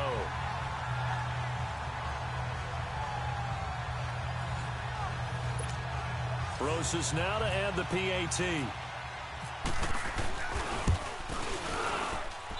Rosas good with the extra point, and the lead now up to 14.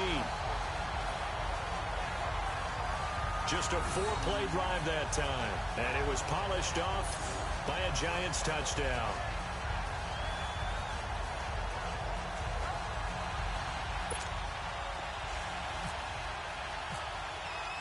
Rosas now to kick this one away.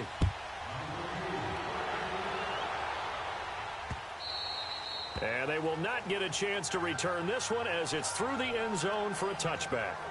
And Tampa Bay trots out there now. And last time they got 3 points, but it was a chip shot field goal. And when you go to the sideline after a chip shot field goal, maybe the offense not too happy. It's a balancing act, isn't it? Because you're exactly right. They're none too pleased that they didn't punch it in for 6 points. But they also have to remember they did put points on the board. 3 points is 3 points. And in this league, you take points when you can get them. Not easily done. Now here's a pass on first down that's knocked away and incomplete. And we just saw another example. These cornerbacks have played tight coverage all game long. Might start wanting to think about a few double, triple move routes to try and shake their guys free. You're right, they have had no room to breathe. He'll wind up getting 4 there on his own, but it will leave him now with a third down situation. The Bucs on third down, 2 for 5 to this point. This will be 3rd and 6. Working out of the gun, Fitzpatrick. And that is incomplete. And I think we'll probably see him go for it here on 4th down. No reason not to. Down a couple of scores, they have to try and make something good happen.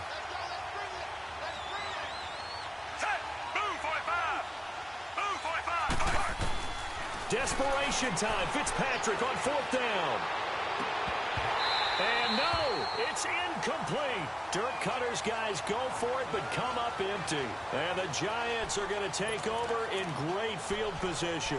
So now with a 2-minute warning coming up fast, that puts a mammoth dent in their comeback hopes. I like how you phrased it. It's a dent because there's still opportunity. They've got to get the ball back on defense, obviously twice. But guess what? This thing is not close to being over. They need to go ahead and play it out. Not over. As you said, 2-score game still. Now, meanwhile, a pass that should have been intercepted, but it winds up falling incomplete. I think he's taking an awful chance with the football right there. You've got to lead. You've got to protect it. And he's taking chances putting it out there in a little bit of jeopardy. Especially in a spot like this, 4th quarter, as you said, trying to cling to that advantage. Yeah, that one probably should have been picked, huh? Now a 2nd down throw for the end zone, but it's incomplete. I remember a coach telling me a long time ago the difference between playing corner and safety in the NFL. Corner is like the Autobahn. Everybody just flying by, and these corners have been really busy in this game, although they got it done on the last play. On the last play, yes, but there have been... And intercepted! Maybe the turning point they need. Vernon Hargraves with a pick. Well, this D, particularly the secondary, has been picked apart at points here tonight. They finally, though, get to the quarterback, get a pick. And we know this about him. He loves night games, loves the spotlight, loves being the center of attention. And now a fumble. The ball's out. But fortunately, he's able to recover his own fumble, and that could have been trouble. All I can say about this play is that someone's living right. I mean, he's trying to gain yardage, trying to get upfield. Ball comes free.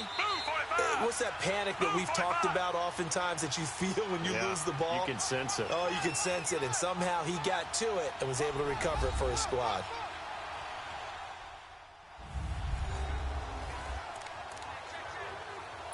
So it's Buccaneer football as we welcome you back.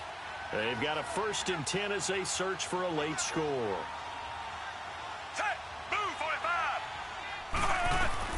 Fitzpatrick on 1st down.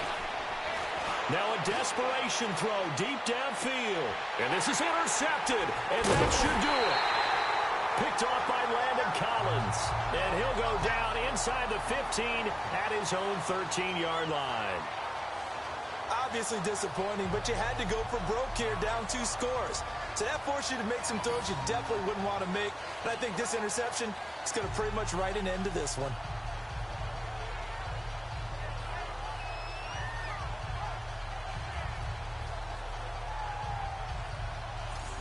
Here's the Giant offense now as they get ready to take over here. And following the interception, just any interception, are you a little bit more cautious when you start that next drive, or no, you just throw that out the window?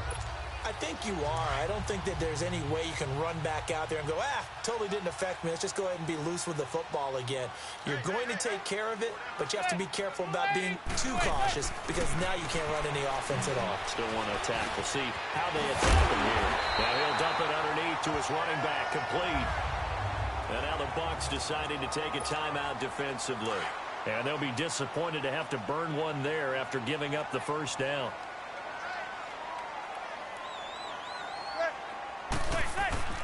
Manning going to throw here.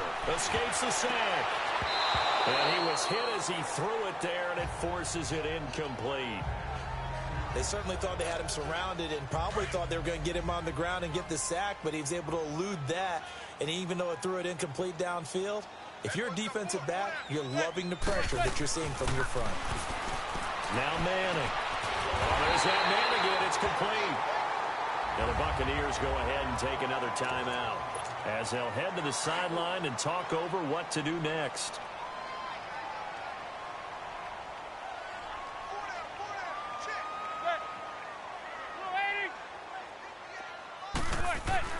On first down, Manning. And he's going to be sacked. They sack him back right at the midfield stripe. And now we're going to get a timeout here called by the defense, as they'll get it with just over 90 seconds to go in the ball game.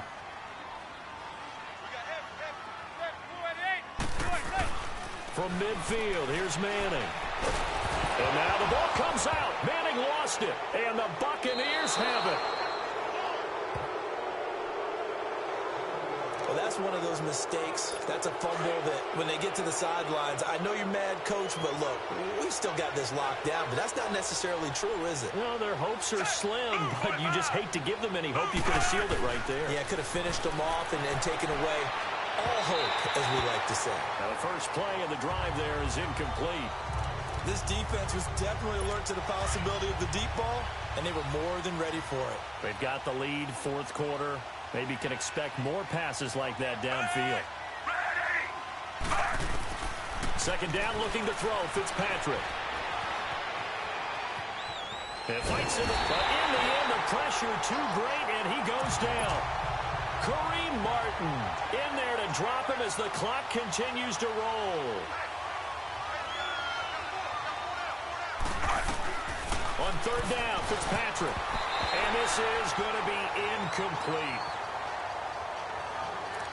If you're a defender, one of the fun things about playing zone defenses, especially in today's football, is that it's not as static as it was in the good old days, meaning you just drop to a point and react into the football. Now you end up with a lot of man-to-man principles once you get into your zone defense. In other words, get to your assignment and then locate a guy coming into your area, and then you end up covering him almost man for man. That allows him to make more plays on the football like the one we just saw there.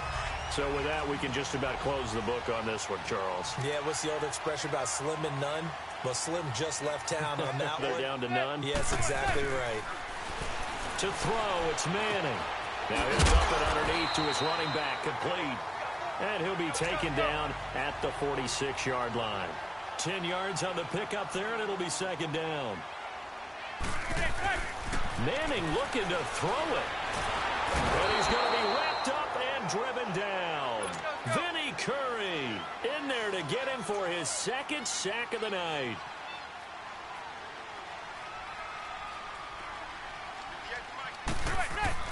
On third down, Manning. Oh, a battle for it here, and this will be caught. And now we won't see a play on first down. We're going to get a timeout instead. That'll leave them with just one remaining in this fourth quarter of play.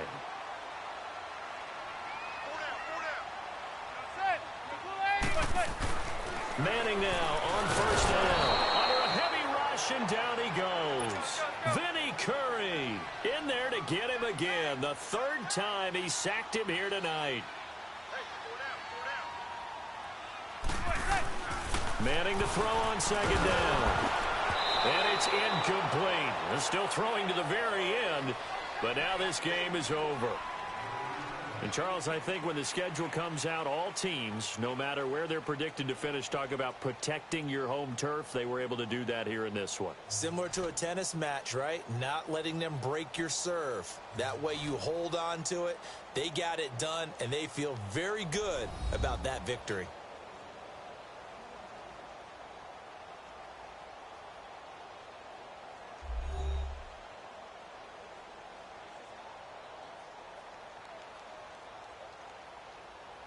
So that'll do it for us. For Charles Davis and all our crew, I'm Brandon Gaudin. You've been watching the NFL on EA Sports. The Giants are winners as we say so long from MetLife Stadium.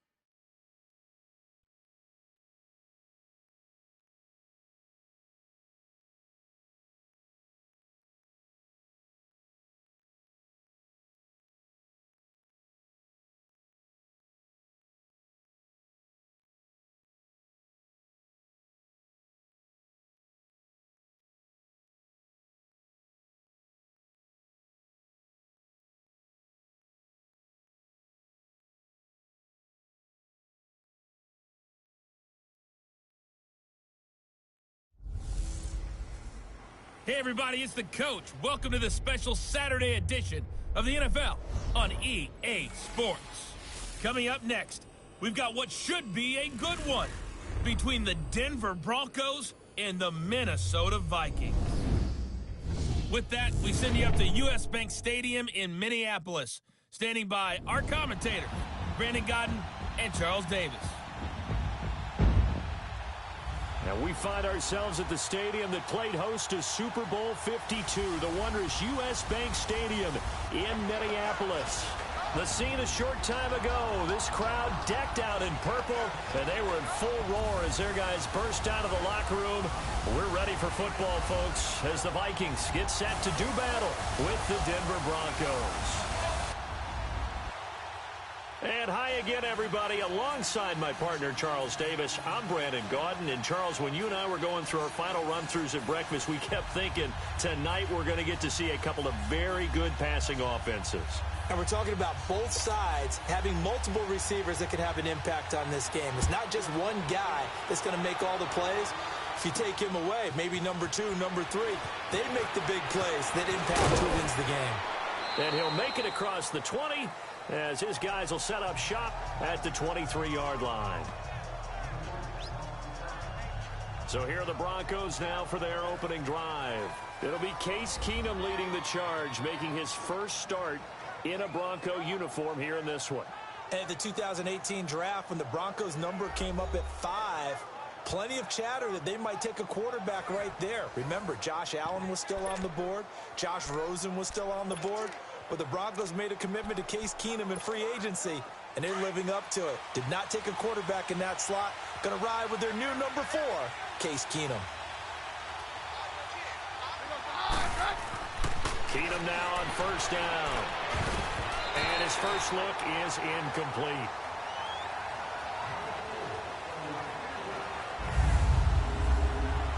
Let's talk about the starting lineup offensively for the Denver Broncos, and let's talk about Devontae Booker. I always described him as a guy who ate carries in college, meaning just keep handing it to him, and he got better as the game went on. Had a knee injury his last year at Utah, comes in a little bit older than your average back, but boy, is he skilled and talented. And he emulates Emmitt Smith in one way. Loves to keep the ball in his left hand at all times. He's got it, the tight end, Jeff Hireman. And he's brought down after a good gain. And a nice gain of 21 yards. Keenum on first down. And that is incomplete.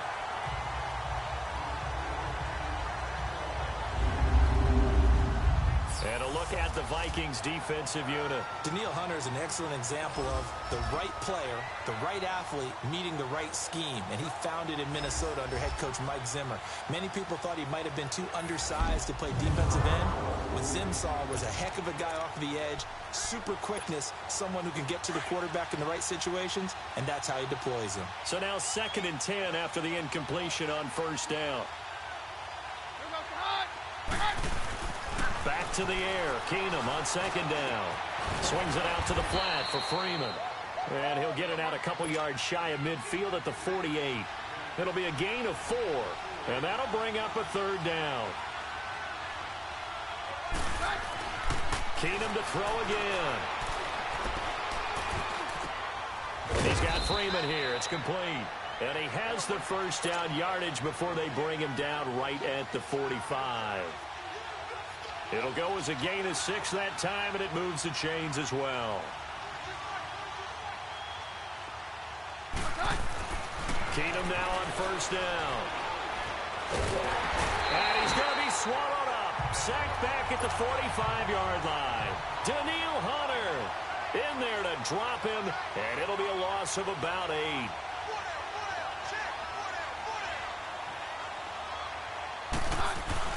To throw on 2nd down is Keenum. A hit as he throws there, incomplete. They're bringing a lot of pressure here already in the first quarter. Already sacked him once. Now they get in there and knock another one away. You think maybe that Tucker rule being gone makes defenses a lot bolder? Yes, indeed. That time, lucky that the arm was going forward. Incomplete pass. To throw, it's Keenum. He's going to rifle one. That's caught inside the 20. And he is into the end zone for a Denver touchdown. Demaryius Thomas, 54 yards. And the Broncos have taken the early lead. Not a bad way to start it. And I think that was part of their script, because so many teams script their opening possessions, and whether it's just that possession or even deeper into the half, sometimes it's 15 to 30 plays. That had to be one in there where they call a shot play. Go for the big one, and they got it done.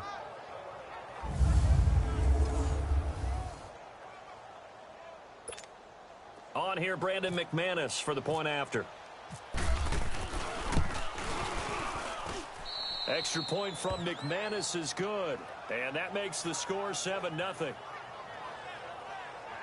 So that drive takes him down the field in 8 plays. And it ends with a Denver touchdown. Now McManus on to kick this one off. That'll be taken in the end zone. And no run back here. This will be a touchback, and it comes out to the 25-yard line. So here's the Viking offense making their way out. They'll be led out by a man making his first start in purple. The big offseason signing from Washington. It's Kirk Cousins. I do hear some mild criticism of Kirk Cousins and his play the last few seasons in Washington, mainly because the team was just 24-23-1. But I also saw a quarterback with an offensive line that essentially introduced itself to each other in the huddle before the first snap. In Seattle, that's one of the best defenses in the NFL. Win that game with big plays late. This is a tough-minded, hard-nosed, gritty quarterback that tends to inspire a team to play better around him. Meanwhile, they take a shot to start the drive, but this is going to wind up incomplete. And this O-line, it is the lifeblood of the offense. They establish the tone. Mean, nasty, physical. They can't wait to get after people. That allows the rest of the offense to feel confident. An incomplete pass leads to 2nd and 10 from the 25. The first carry now for Dalvin Cook. And he is going to be stopped cold behind the line of scrimmage. He lost 2 there, and it's 3rd down. I know when I was a kid, I always got real excited when I saw those lateral-type runs. But the best backs that made it happen, they put a foot in the ground and just go. That didn't happen there. That play got swallowed up. Throwing is Cousins. Looking deep. He's got a man. Complete. And all the way down to the 37. Cousins finding Diggs on a big one. And even 40 yards. There will always be a place for methodically marching the ball downfield. But when you can pick it up in big chunks and strike like that and have explosive plays, that's often the difference in winning and losing. Those types of plays that can knock a defense off balance, that'll drive a team towards a victory. Call it a gain of 4 on first, and that'll make it second down. And here's a look at the defense for Denver. Brandon Marshall's evolved into a very good all-around linebacker in the NFL. Can range from sideline to sideline as a tackler, drops well in pass coverage, and also rushes straight ahead as a blitzer. You name it, he's able to do it and do it well.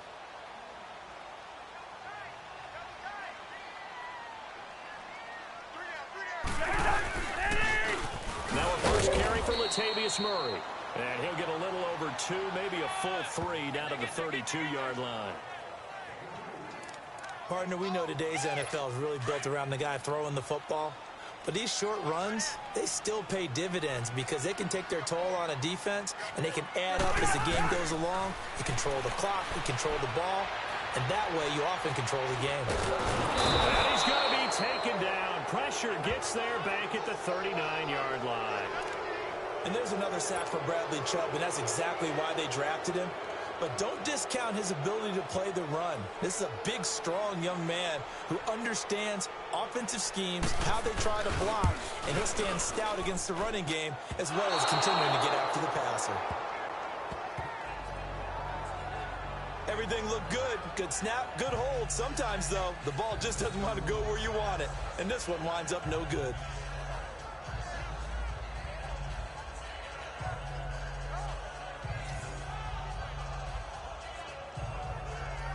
Here's the Denver offense now as they get set to take over here. They have to be thrilled with that first drive. They got them the touchdown. Now they'll be looking to make it a 2-score advantage here on the road. And you know they spent all week in practice, in meetings, talking about taking an early advantage. Being the road team, going up a score, that takes the crowd out of the game and puts some doubt in the minds of their opponents. Good starting position for the Broncos here as they come up 1st and 10. On 1st and 10, Keenum. He's going to rifle one deep left side. And it drops down incomplete. Thought he might have had it. Instead, second down. How about this offense already feeling good about themselves with a touchdown already in their first drive? They've certainly come out firing, even though that one was incomplete. With the 7-0 lead, more apt to take a shot like that downfield? Hey, you're one to the good. Go ahead and try and pressure the finish. And this time he's got the hook up. It's complete. That one good for 13 and a Denver first down. Now a first down throw. Keenum. Pressure coming from the Vikings, and they get there and bring him down. Ben Gideon leading the surge there. He drops him for a loss of 6.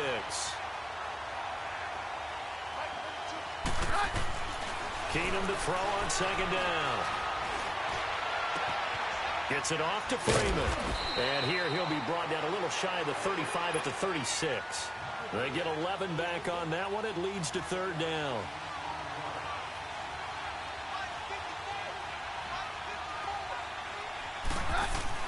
Throwing on third down, Keenum.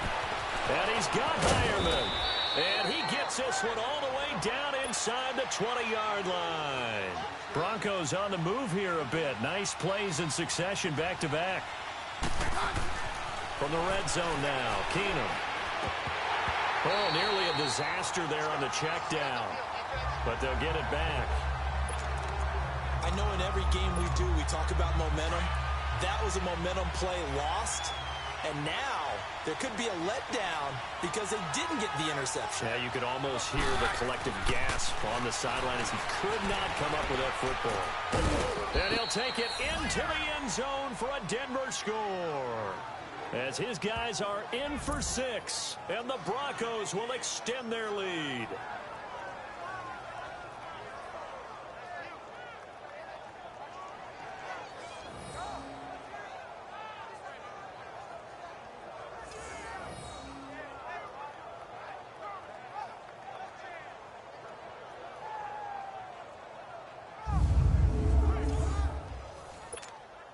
Now McManus for the extra point.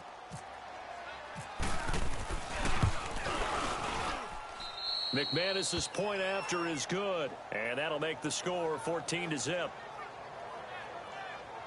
So that winds up a 7-play drive all told, and it culminates in a touchdown by the Broncos.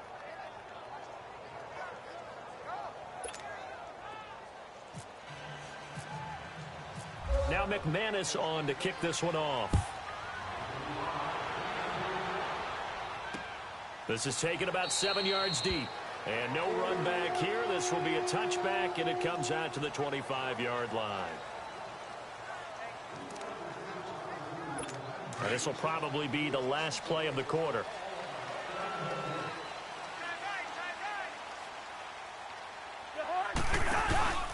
Now a play fake here on first down. He's got the connection over the middle to Diggs. And they're able to get this one across the 35. 1 quarter in the books. 14-0 is our score. We're back to Minneapolis in just a moment.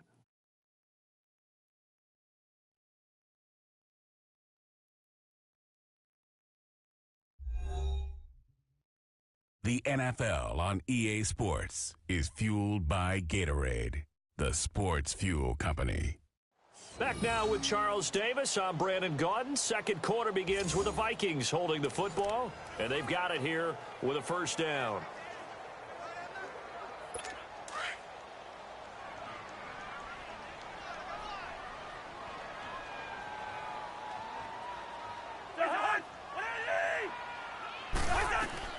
From the gun, here's Cousins. Oh, a scrap for the football, and he's going to come down with it. They give him 14 yards that time and a fresh set of downs. But that's what you're looking for when you're wanting to throw the ball downfield. You want one of those guys who can play out on the perimeter, can play out wide, who can not only get open, but when they're covered, can uncover themselves downfield and create catches. To throw is Cousins. And he's going to drop this off to his fullback. And this time he's able to take it down to the 42. Give him 7 on the play, and that'll make this a second down. Now, that's often a surprise for the defensive guys when they see the big fella slide out of the backfield and catch the ball. Not something they usually go over in practice very often. He's going to go for a big play downfield. So the long attempt falls innocently to the ground, and it brings up third. Some of the fans here don't seem too happy about what we've seen in this first half. No, not at all, and I understand why. They've looked lethargic, out of sync, and it shows on the scoreboard. And the head coach reaches for the red flag, tosses it down on the field. He wants a challenge here.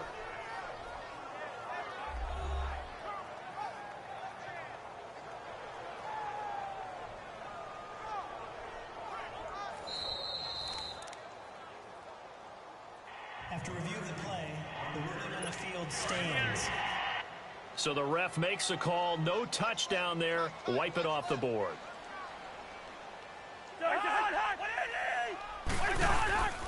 They'll run it. Here's Cook. Nifty move.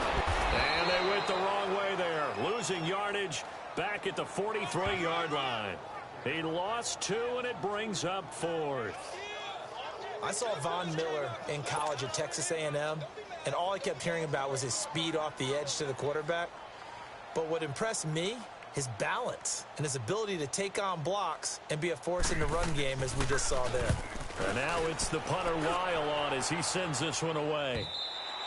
And problems spreading to the punt team now. This one goes all the way into the end zone on the fly, so that'll come back to the 20.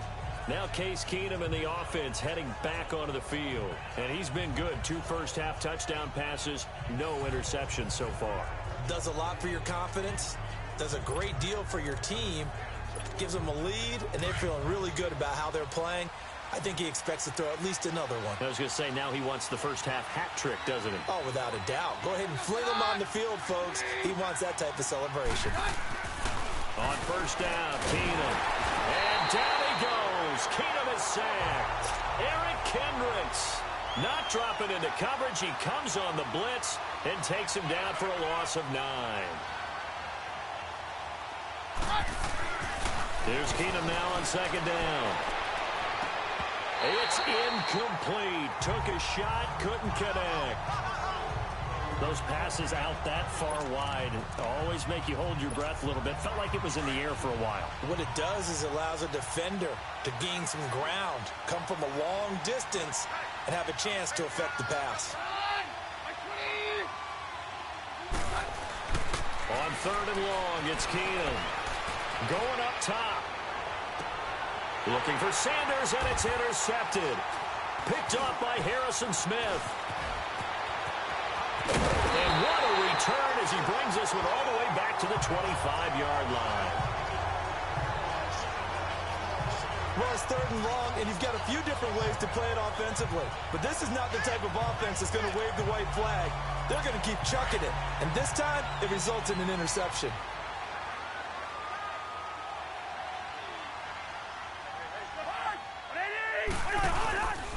First down, here's the run with Cook. And not much of a hole there as he gets it down to about the 24-yard line. 2 yards on the pickup there. It'll be 2nd and 8. Well, we just saw a great example of what we talked about with his coach prior to the game. He's definitely one of the better linebackers at reading a play and flowing to make the stop before it turns into something big. And that one blown up quickly as he's going to be stopped before he could even get started. It's a loss of 2, now 3rd down. We just saw another example of how the defense is winning this game. Really at the point of attack, the offensive line's just getting pushed around. I think now as a play caller, you got to give them a little bit of help. Maybe keep your tight ends a little bit more. Maybe the running backs help you a little bit with the pass blocking. But you've got to help them get some confidence because you can't abandon the play calling right now. Meanwhile, on 3rd down, they take a shot at the end zone, but it's incomplete. Those throwing windows get a lot tighter near the end zone, don't they? And here's the thing. You already probably have 3 points in your hip pocket. You force a throw here and give up an interception, you come away with nothing. Especially tough in the middle third of the field where he threw that one. Now, that's something of a pick-me-up. The offense certainly has struggled, but they do get the field goal before half to put 3 on the board. Yeah, you don't want to be shut out, but let's face it. Those 3 points, that's not going to solve all their problems either. He's up across the 25 and down at the 28-yard line. And the focus of our players' spotlight right now is shining on Case Keenum. What can they do now, Charles, to make sure this highlight montage doesn't continue to show more pressure and pressure and pressure? You feel like it always comes back to leverage, don't you? Who is going to win that battle of the offensive and defensive lines? Low man wins. We talk about that, but we think about it in a running game. Well, guess what? The same thing happens when you're trying to pass protect. Are you low? Are you balanced? Are you in a position where the pass rush won't bowl you over on their way back to the quarterback? They've got to reestablish. The Vikings after him, and they get there for the sack. Everson Griffin in there to bring him down for a loss of 7. On 2nd down, here's Keenum. Wide open receiver complete. And he's brought down after a good gain. And a nice gain of 21 yards. 2 minutes remain here in the first half. More from Minneapolis after this. Fans, a reminder, I have a note card here that says ad-lib halftime previews. So I guess let's do just that as we'll hand things over to Jonathan Coachman in Orlando when this one reaches halftime. Looking for Sanders, and it's intercepted. Picked off by Harrison Smith. And the return this time will go out to the 42-yard line. That's sort of a second quarter to forget for him. Now 2 picks in this frame. Almost as if the first one that he threw, he couldn't shake, couldn't get it out of his head. He ends up throwing a second one as a result. Compounds the mistake a little bit. Yeah, you got to be able to forget, compartmentalize, whatever you want to call it, and move on. He hasn't been able to do so here in the second. It's a 6-yard pickup, but it gets him to 2nd and 4. I remember the first time I saw Dalvin Cook play in college. I was watching him on TV, called a scouting friend of mine and said, "Who is this guy? He's special." And he said, "Dude, you're watching a home run hitter on the field." Yeah, he was special in Tallahassee. Left Florida State their all-time leader in rushing yards and touchdowns.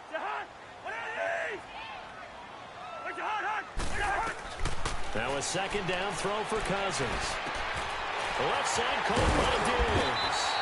And inside the 20 before he's brought down. 17 yards on the pickup there. The drive will continue. It's a first down.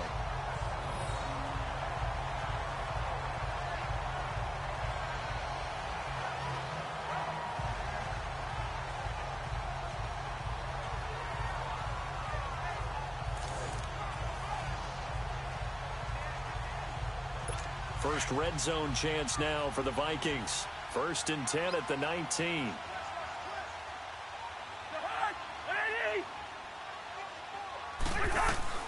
Cousins now to throw on 1st down. And an incomplete pass.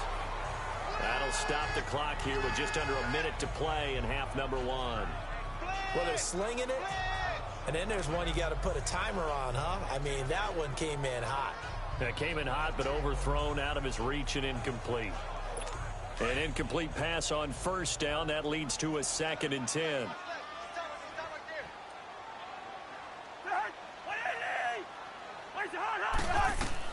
On 2nd down, Cousins again. And Rudolph has it left side. Now hold everything here. We're going to get a timeout by the offense as they get the stoppage with a little over 50 seconds to go in the 1st half.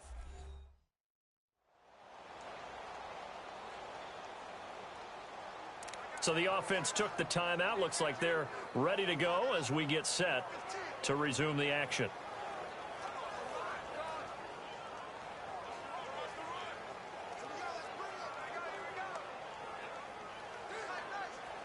The Vikings on 3rd down. They've only converted once in 4 tries. This is 3rd and 9.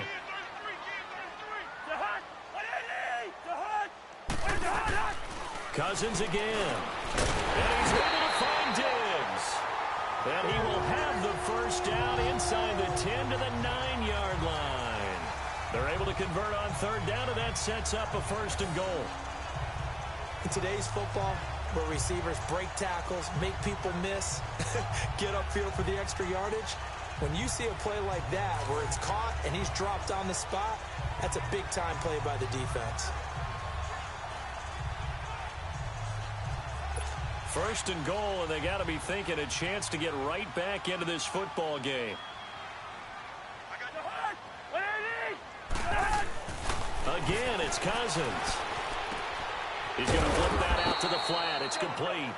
And this play doesn't go anywhere. Backwards, losing yardage to the 11.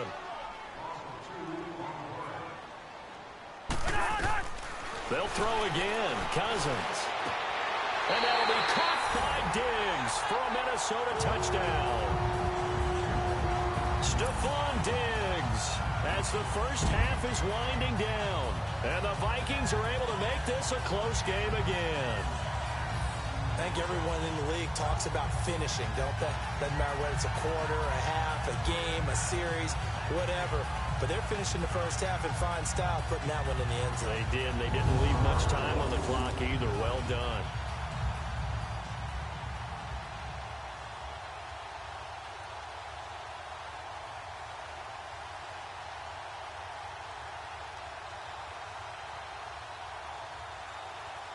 Now for the extra point, Daniel Carlson.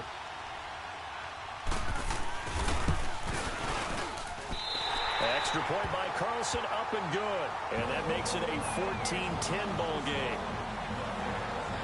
So this drive spans 7 plays. And it all culminates in a touchdown for Minnesota.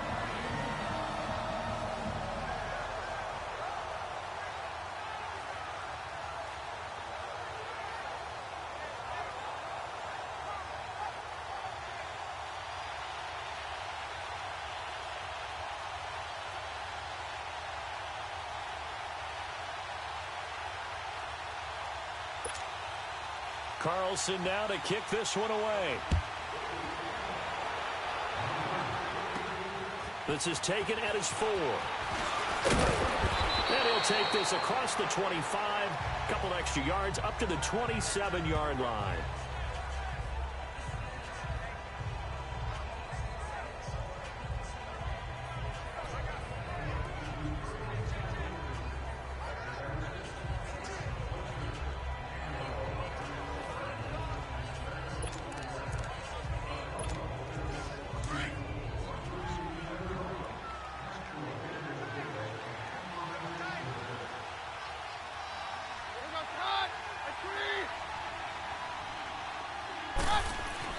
Trying to shake off the interception from the last drive. He'll look to throw. And that will be incomplete. 4 ticks left here on the clock. After the incomplete pass, here now is 2nd and 10.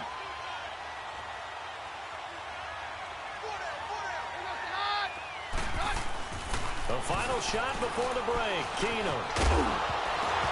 Looking middle, and it's incomplete. So there you have it. Halftime quickly over. Third quarter, here we go. Both teams appear ready for the fight ahead, and we resume action here in quarter number 3. This is taken about 7 yards deep. And no run back here. This will be a touchback, and it comes out to the 25-yard line. Out come the Vikings. They'll have it first on offense as we begin the third. They're down here, but very much in this game. What's the tonality of a coach's talk when a game is within striking distance like this at intermission? Typically, what they're doing is emphasizing the things that went well in the first half and wanting more of that. Sure, you've got to go over some of the errors and clean up some things because there's a reason you're down. But overall, I think they want to stay positive, stay up with this team. We're just starting the second half, and we've got the football. Let's go ahead and punch it in, and then we'll take it from there. See how that recipe works. A give. This is Cook. And he's got it across midfield and into Denver territory. Give him a couple on the carry there. 2nd and 8. They tried a quick hitter inside, but that one was swallowed up because what they're hoping, those big defensive linemen will take the bait and move laterally and open up a crease that they can run through. Didn't happen on that play. And he's going to get this one down near the 45-yard line. Another 2-yard gain there, but they'll need to do better this time. It's 3rd and 6. Now, they struggled to get him rolling on the ground in the first half, and that's sort of continuing here in the third quarter. Yeah, but I don't think it's time to abandon the running game. I would say keep feeding the horse, and I believe he'll eventually reward them, especially as we get deeper in the game. Now, meanwhile, a pass that should have been intercepted, but it winds up falling incomplete. I think he's a little trigger happy right there, and it turned into an ill-advised throw into their zone. Well, we know he has confidence. He'll throw it any place, anytime, anywhere. That time it fell incomplete. On is the punt team now as this one's sent away.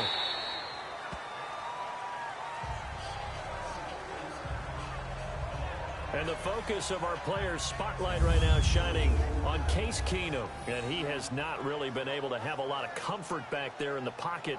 Pressure's been coming at him a lot, hasn't it? And they've got to figure out how to tamp down that pressure. How do they decrease it? Is it getting rid of the football quicker? You know, shorter drops? Maybe they do something different with their pass blocking and their protection schemes. Maybe you meet them on the line of scrimmage instead of retreating to try and protect your quarterback. They've got to figure something out, though, because you cannot let your guy get hit that much, not if you intend to win. Nowhere to go here. He lost the football. And now he's got him in a great spot at the 8-yard line here, 1st and goal. What part did they went empty set there? No backs in the backfield. All receivers out in the pattern. And in this situation, you know what the quarterback has to do? Act as his own blitz control. Yeah, he's got nobody else there to protect. No one else there to protect, which means he's got to get rid of the football and absorb the hit, but not go down and fumble the ball. Now a throw to the end zone on 1st down, but it winds up incomplete. Get your backs to the goal line. I can hear my high school coach right now. This is when force meets force. Got to be physical in order to win this battle. Yeah, that's where the physicality pays off. A nice job forcing the contact and forcing the incompletion. Yeah, Coach Ford would have loved that play. They get 3 yards closer, but still work to do. It's 3rd and goal. Sometimes with the running game, you've just got to stick with it. Look, it's the third quarter, no time to panic. But that also doesn't mean you just do it the same way you've been doing it the entire ball game. Maybe you change up some blocking assignments or run a few different plays, but stay with the overall essence of the running game. They're able to hold them to 3 there, and that leads to a 4th and goal. So much about offense is what you call hidden yardage. You know, you throw the ball to someone, they catch it, and then they can make a big play. You know, they create a play, run after catch. They did a really nice job here of limiting that and keeping him from a 1st down. Yeah, stopped him in his tracks. So they recovered the fumble, but ultimately could not take advantage of the short field. Definitely a lost opportunity right there. I mean, they were in prime position to put 6 on the board. Ended up settling for 3. After the made field goal, Carlson now sets up to kick this away. This will be taken in at the 1. And he'll take this across the 25, couple extra yards, up to the 27-yard line. Now the Broncos offense, they get set to head back onto the field. And last drive, obviously not what you're looking for. You've got the lead. You got to protect the football. So in other words, someone got lucky because they've been moving the ball really well and wearing them down. In this case, though, giving up the football doesn't make them very happy. They can't wait to get back out there and atone for it. Yeah, try to atone for it here on this drive. And the first play of the drive there is incomplete. Well, the numbers have been good in the passing game, and certainly a big reason why they have the lead. But now here, third quarter, maybe go to the run game a little more? Yeah, perhaps. I mean, after that incompletion, a little credit to the defense for shutting them down on that play. Maybe you try and run the football a little bit more in this spot. But they have to feel good about how they've been throwing it overall. Big play coming up. Here's 3rd and 10. I would expect to see some pressure here. The pressure drops off as they'll look to throw. And he comes back with one complete. 12 yards there as they keep this drive rolling. It's another first down. Keenum now on first down. And his throw is incomplete. Today's NFL, these big guys are featured receivers. They move them all over the place to try and find good matchups, and they had one. They were just unable to complete the pass. So after the incompletion on first, now 2nd and 10.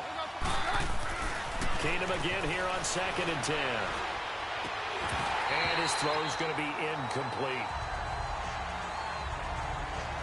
Tight end has become a bigger and bigger part of the passing game in the NFL, but if you drop the football, that position can get swapped out with a wide receiver in that spot, a running back in that spot. There are other ways they can go if you're not going to catch the ball. And that's not just his first drop, his second drop. Nowhere to escape, and he goes down. Everson Griffin in there to drop it for his second sack now here tonight. This has been a tough one for this offensive line. It appears almost like they've been on roller skates this entire game, the way they've been pushed around. 6 sacks given up in this one. And that'll hit at the 5 and go into the end zone for a touchback. Now the Vikings offense gets set to take over here. And they had 3 points last time, but they didn't want 3 points because they were well within range of scoring a touchdown. We'll see if they can do better now. I'm with you on that one. Let's just go ahead and be frank about the whole thing. The only one happy about the 3-point kicker. Exactly. He put it through the post. That's going to help him at contract time. But that offense, they're thinking, let's get in the end zone this time. I don't know if that helped him at contract time. You could have kicked that one through. I don't know about that. Toe bash. I don't know about that. Super toe.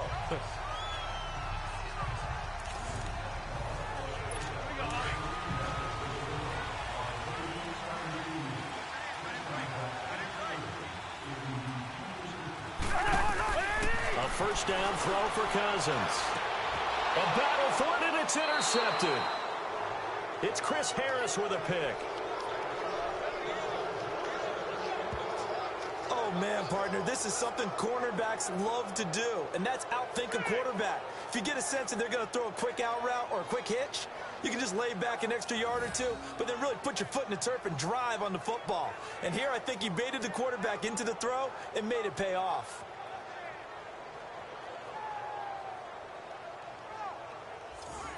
And Denver getting set to take the field. And a tight game after punting last time. See if they can get something going on this drive. As they head to the field now, with the game this close, you've got to feel there's a sense of urgency for them going on offense right now. But they have to do it without letting panic creep in and affect their play.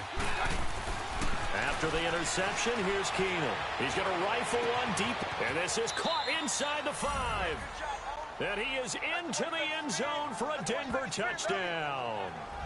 Emmanuel Sanders, 37 yards. And the Broncos turn that interception into a touchdown. Well, you know he can be explosive, and he's ultra explosive there on the fly route. And you know how many times we've talked to coaches and we've had quoted back to us, well, you know something? When you execute really well, it doesn't matter if they know it's coming or not. Well, sometimes athleticism beats you as well. He just took off and went. And that's almost like one of your Turkey Bowl games, isn't it? Just go long, man. I'll hit you. And it worked really well for them. Extra point from McManus is good. And the decision to just kick the extra point winds up successful. And they're able to get the connection on the long touchdown pass. And that's one of the easiest drive summaries you'll ever see. One play, touchdown.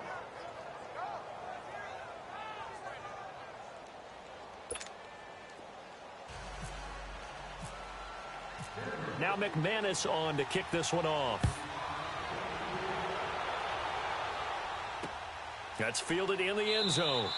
And no run back here. This will be a touchback, and it comes out to the 25-yard line. The Vikings offense now, they get ready to head back on the field.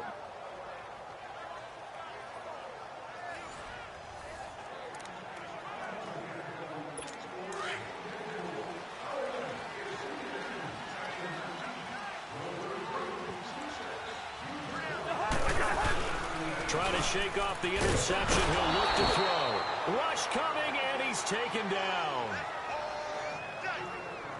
Brandon, if I'm an offensive coordinator and I see an all-out rush like that, I file it away because I'm going to use their aggressiveness against them as this game goes on. I'm going to hit them with a screen soon. A 10th carry in the game for Cook. And he finds enough of an opening to get this one back up to his 20. A 4-yard pickup that gets him going forward, but still 15 yards left on third down. It's interesting going into this game. There was so much talk from both sides about who would control the line of scrimmage. I think we've seen who has it in this one so far. Well, they've bottled him up. He's barely averaging over 3 yards a carry right now. And they're not going to get to the line to run another play. So we will switch ends as the third quarter has come to a close. But we'll return with more after this. You're watching the NFL on EA Sports. And we return, welcoming you back to Minneapolis. It's the Vikings in possession of the football, but they need some points. They're trailing here to start the fourth. The Vikings on third down, lacking much success, just 2 for 7 to this point. This will be 3rd and 15. From the shotgun, it's Cousins. Now the hit comes, and Cousins lost the football. It's picked up by the Broncos. And the field position doesn't get much better than this. They'll have it 1st and goal at the 8-yard line. That feels like an accumulation of the pressure we've seen all game. I mean, he's been on the turf a whole lot because of sacks. Eventually, something else happens as well, and this time it was a turnover. Yeah, caught up to him.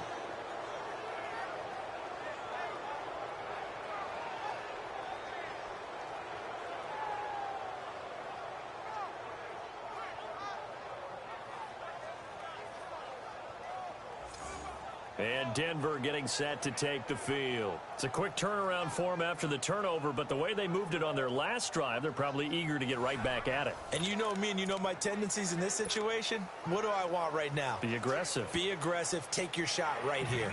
So we've got a challenge. Our referee's going to take another look on the tablet. He's going to be watching to see if the knee was down prior to the ball coming out. Oh, I love what you just said there. You nailed it, because if the ball's shifting or moving before the knee or any other part of the body hits the ground, then that'll be considered a fumble.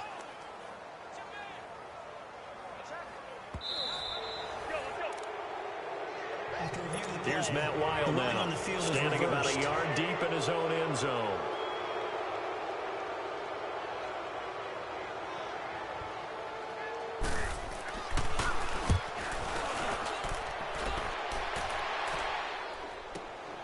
Here's Jones.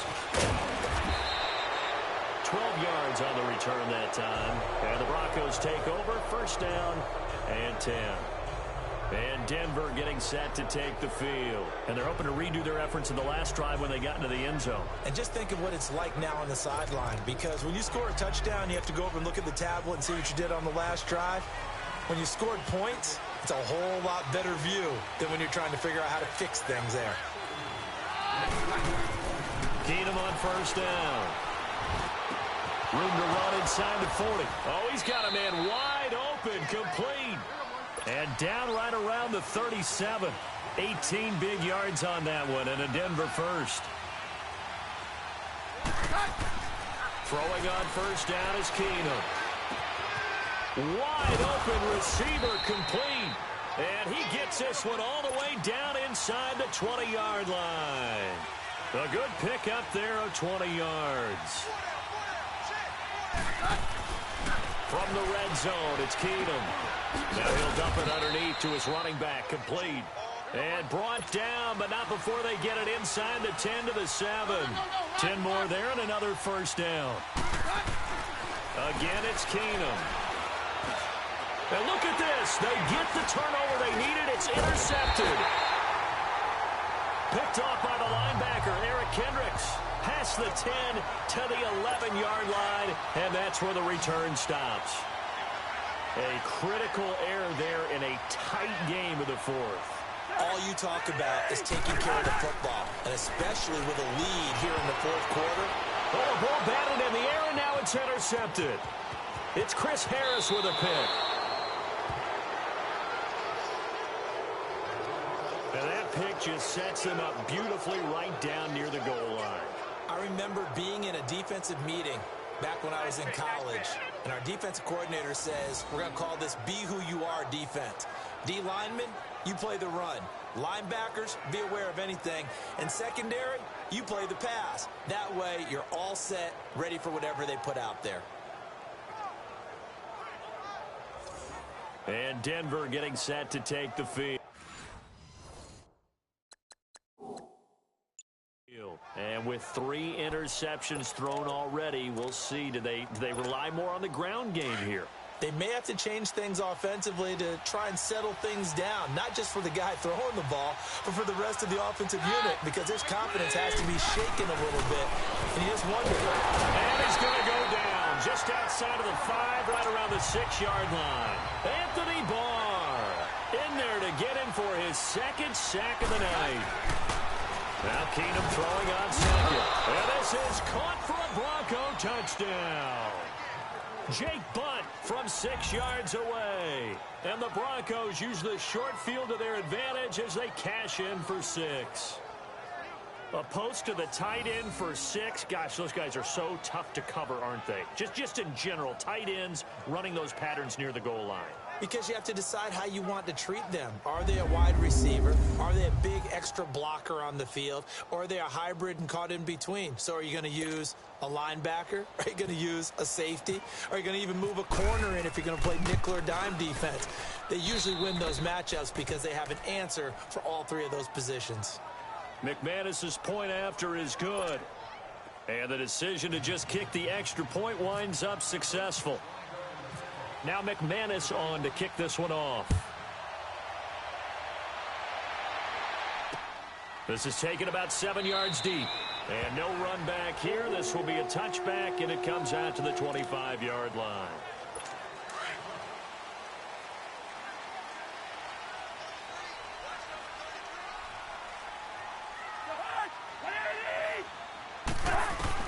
They go back to the air here after the INT on the last drive. Over the middle here to Rudolph. And they get him down, but not before he takes it across the 40-yard line. And that one good for 16, and the drive will continue. At this stage, this drive's got to be touchdown or bust because you need 2 of them. And if I'm the offensive play caller, I'm not just looking at my dagger plays downfield. I'm looking at some of my specials, something that can fool them and give you a big play now. With a sense of urgency. No doubt. Now here's a pass on first down that's knocked away and incomplete. Good play there to step in and knock that one away by Chris Harris. Who said that he couldn't play in the NFL? Not me. Not you. A lot of scouts did. A lot of people undrafted and has turned himself into a Pro Bowl cornerback, one that really knows how to play the position. Another throw on second down, and this one incomplete as well. All right, that one fell incomplete there, but the best quarterbacks, they'll miss on 40% of their throws somewhere in that neighborhood, similar to a great hitter in baseball who's going to fail 7 out of 10 times and still have a great year. And for a 3rd time tonight, he's intercepted. Picked off by the corner, Bradley Roby. And the return stops just a little bit shy of midfield at the 48-yard line. Partner's bad enough when you just can't hold on to the football. But when your quarterback's throwing it to the other team, that's 3 interceptions now, 4 turnovers for the game. You really have no chance to win the football game.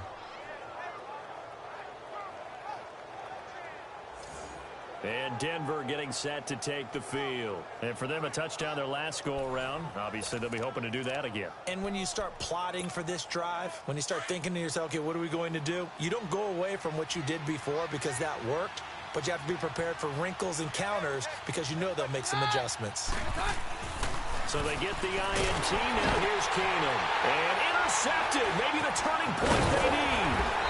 Xavier Rhodes with a pick. And he'll take it across midfield and down to the 48-yard line.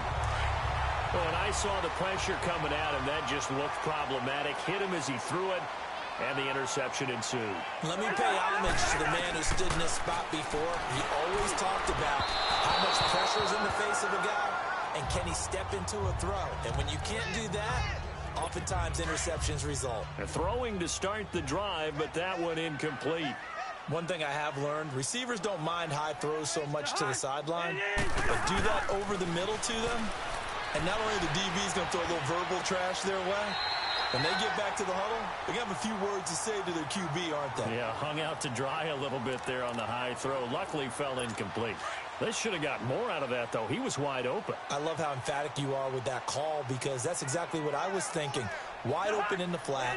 Give him a ball that he can use to get upfield with, not just catch and go over the sideline. It cost him something. And this is intercepted, and that should do it. It's Chris Harris with a pick, and he's able to get it back here to the 43-yard line. And that gives him now 3 interceptions in the game. Well, someone's locked into what they're trying to get done in the passing game. When was the last time we had someone get 3 in a contest? 2011, wasn't it? Kurt Coleman? Oh, yeah, that's then right. with the Eagles? That's right. Then with the Eagles, and I believe it was against Washington and Rex Grossman. That's correct.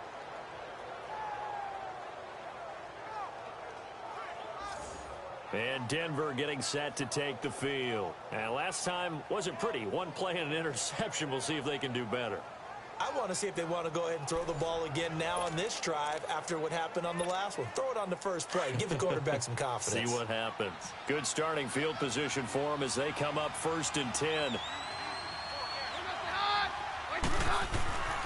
On 1st and 10, here's Keenum.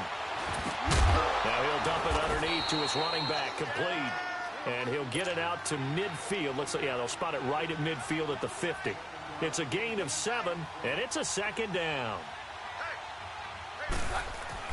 From the 50, it's Keenum. And incomplete there. A nice hit. Jars the ball free and brings up 3rd down. Anytime a defense can sit back in a zone like that, it tends to create a lot of congestion in the middle of the field. Makes it very hard to slot one in. Looked like I-4 at rush hour in your hometown of Orlando, Florida. An absolute mess. And he's got Hireman. And he gets it inside the 35 and just shy of the 30. 7 catches for him now, and this last one, a 1st down. Keenum now on 1st down. Now he'll dump it underneath to his running back, complete.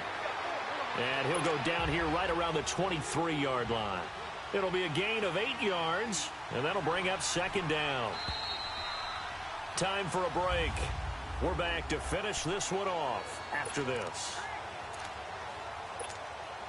So it's Bronco football as we get you reset here.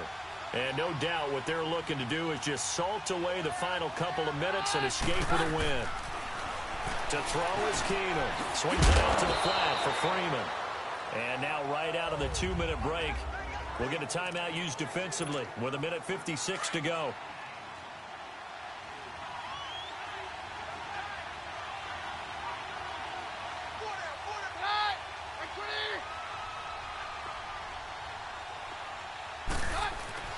Keenum's going to throw it here. And intercepted. Maybe the turning point they need. Xavier Rhodes with a pick. And not much on the return there. He'll take it only up to the 9-yard line. The interception woes, they just continue to mount. He's thrown 5 picks. At this point, you got to be thinking, is it something between the ears? I think a confidence hit does occur once you start getting those numbers up there a little bit. But as you and I both know, it's not always just one guy's fault. Maybe somebody ran the wrong pattern. Maybe some balls were tipped. It could be so many different things. Bottom line, though, it comes back to the guy throwing them. Cousins to throw it. Incomplete. Right side to tight end Rudolph. And he'll be taken down, but not before he gets this football out shy of the 30 to the 29. Cousins to his tight end Rudolph for a Viking first down. Now Cousins. Oh, he's got a man wide open, complete. And he's brought down after a good gain. He got 29 yards that time. Cousins on first down. He couldn't quite hold it. Got hit. Ball pops out. Incomplete. Brandon, at least there's one bright side to that incompletion. What's that? It wasn't an interception. Wow. You're a nice guy. That was kind of savage. But correct. No pick, just incomplete that time. To throw is Cousins. And the hit jarred it loose. It's incomplete. That would have been a great catch, but it's real difficult to hold on to it because it was contested all the way. Would have been a great play if he'd been able to haul that one in. On third down, Cousins. And he's able to find Diggs. And he gets this one all the way down inside the 20-yard line. And they pick up 25 as they convert on third. Now we've got movement up front. And I think this is going to be on Minnesota. False start, offense. They expect this from the visiting team when playing indoors, but not the home team. They're supposed to get all the advantages, right? The home crowd's supposed to help them. They forgot where they were, perhaps. A false start backs them up 5, 1st and 15.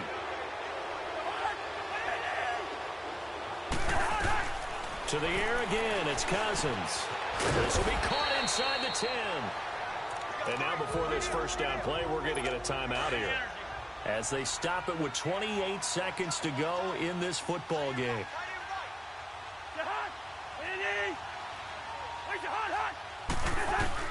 Again, it's Cousins.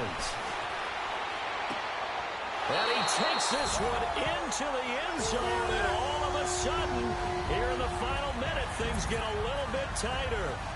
Okay, so they got the score. Do you go for one here and save the possible two-point conversion for later? I think you do, because if you go for 2 here and you don't get it, that's deflation. Yeah. Now you wonder why you're even going for it. Take the easy one now and come back and try and get it later.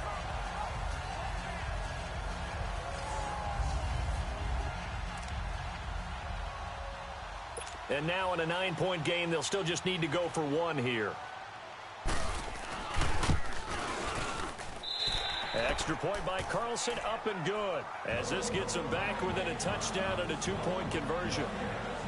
So that drive in total 8 plays, and it's polished off by a Viking score.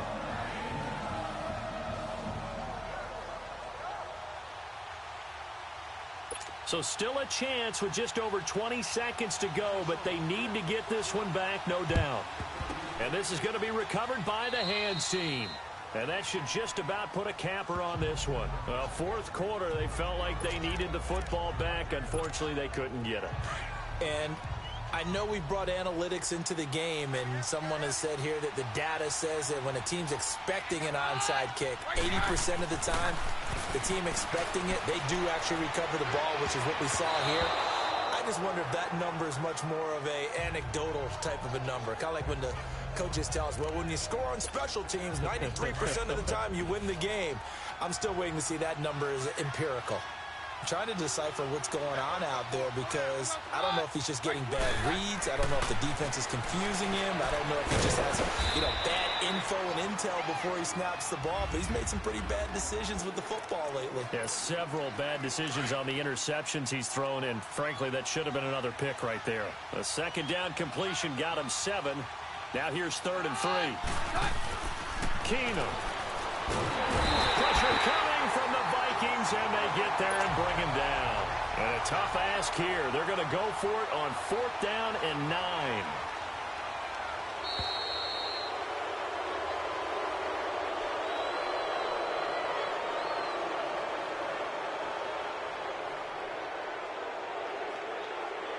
A road win in the National Football League. Charles, you never take that for granted no matter who you're playing, no matter where you're playing. You take it and you run with it. And you know you primed the pump all week in your own home facility. No one thinks we can do this. Only people who believe are right here in this room. And then you go on the road, band together, and get it done.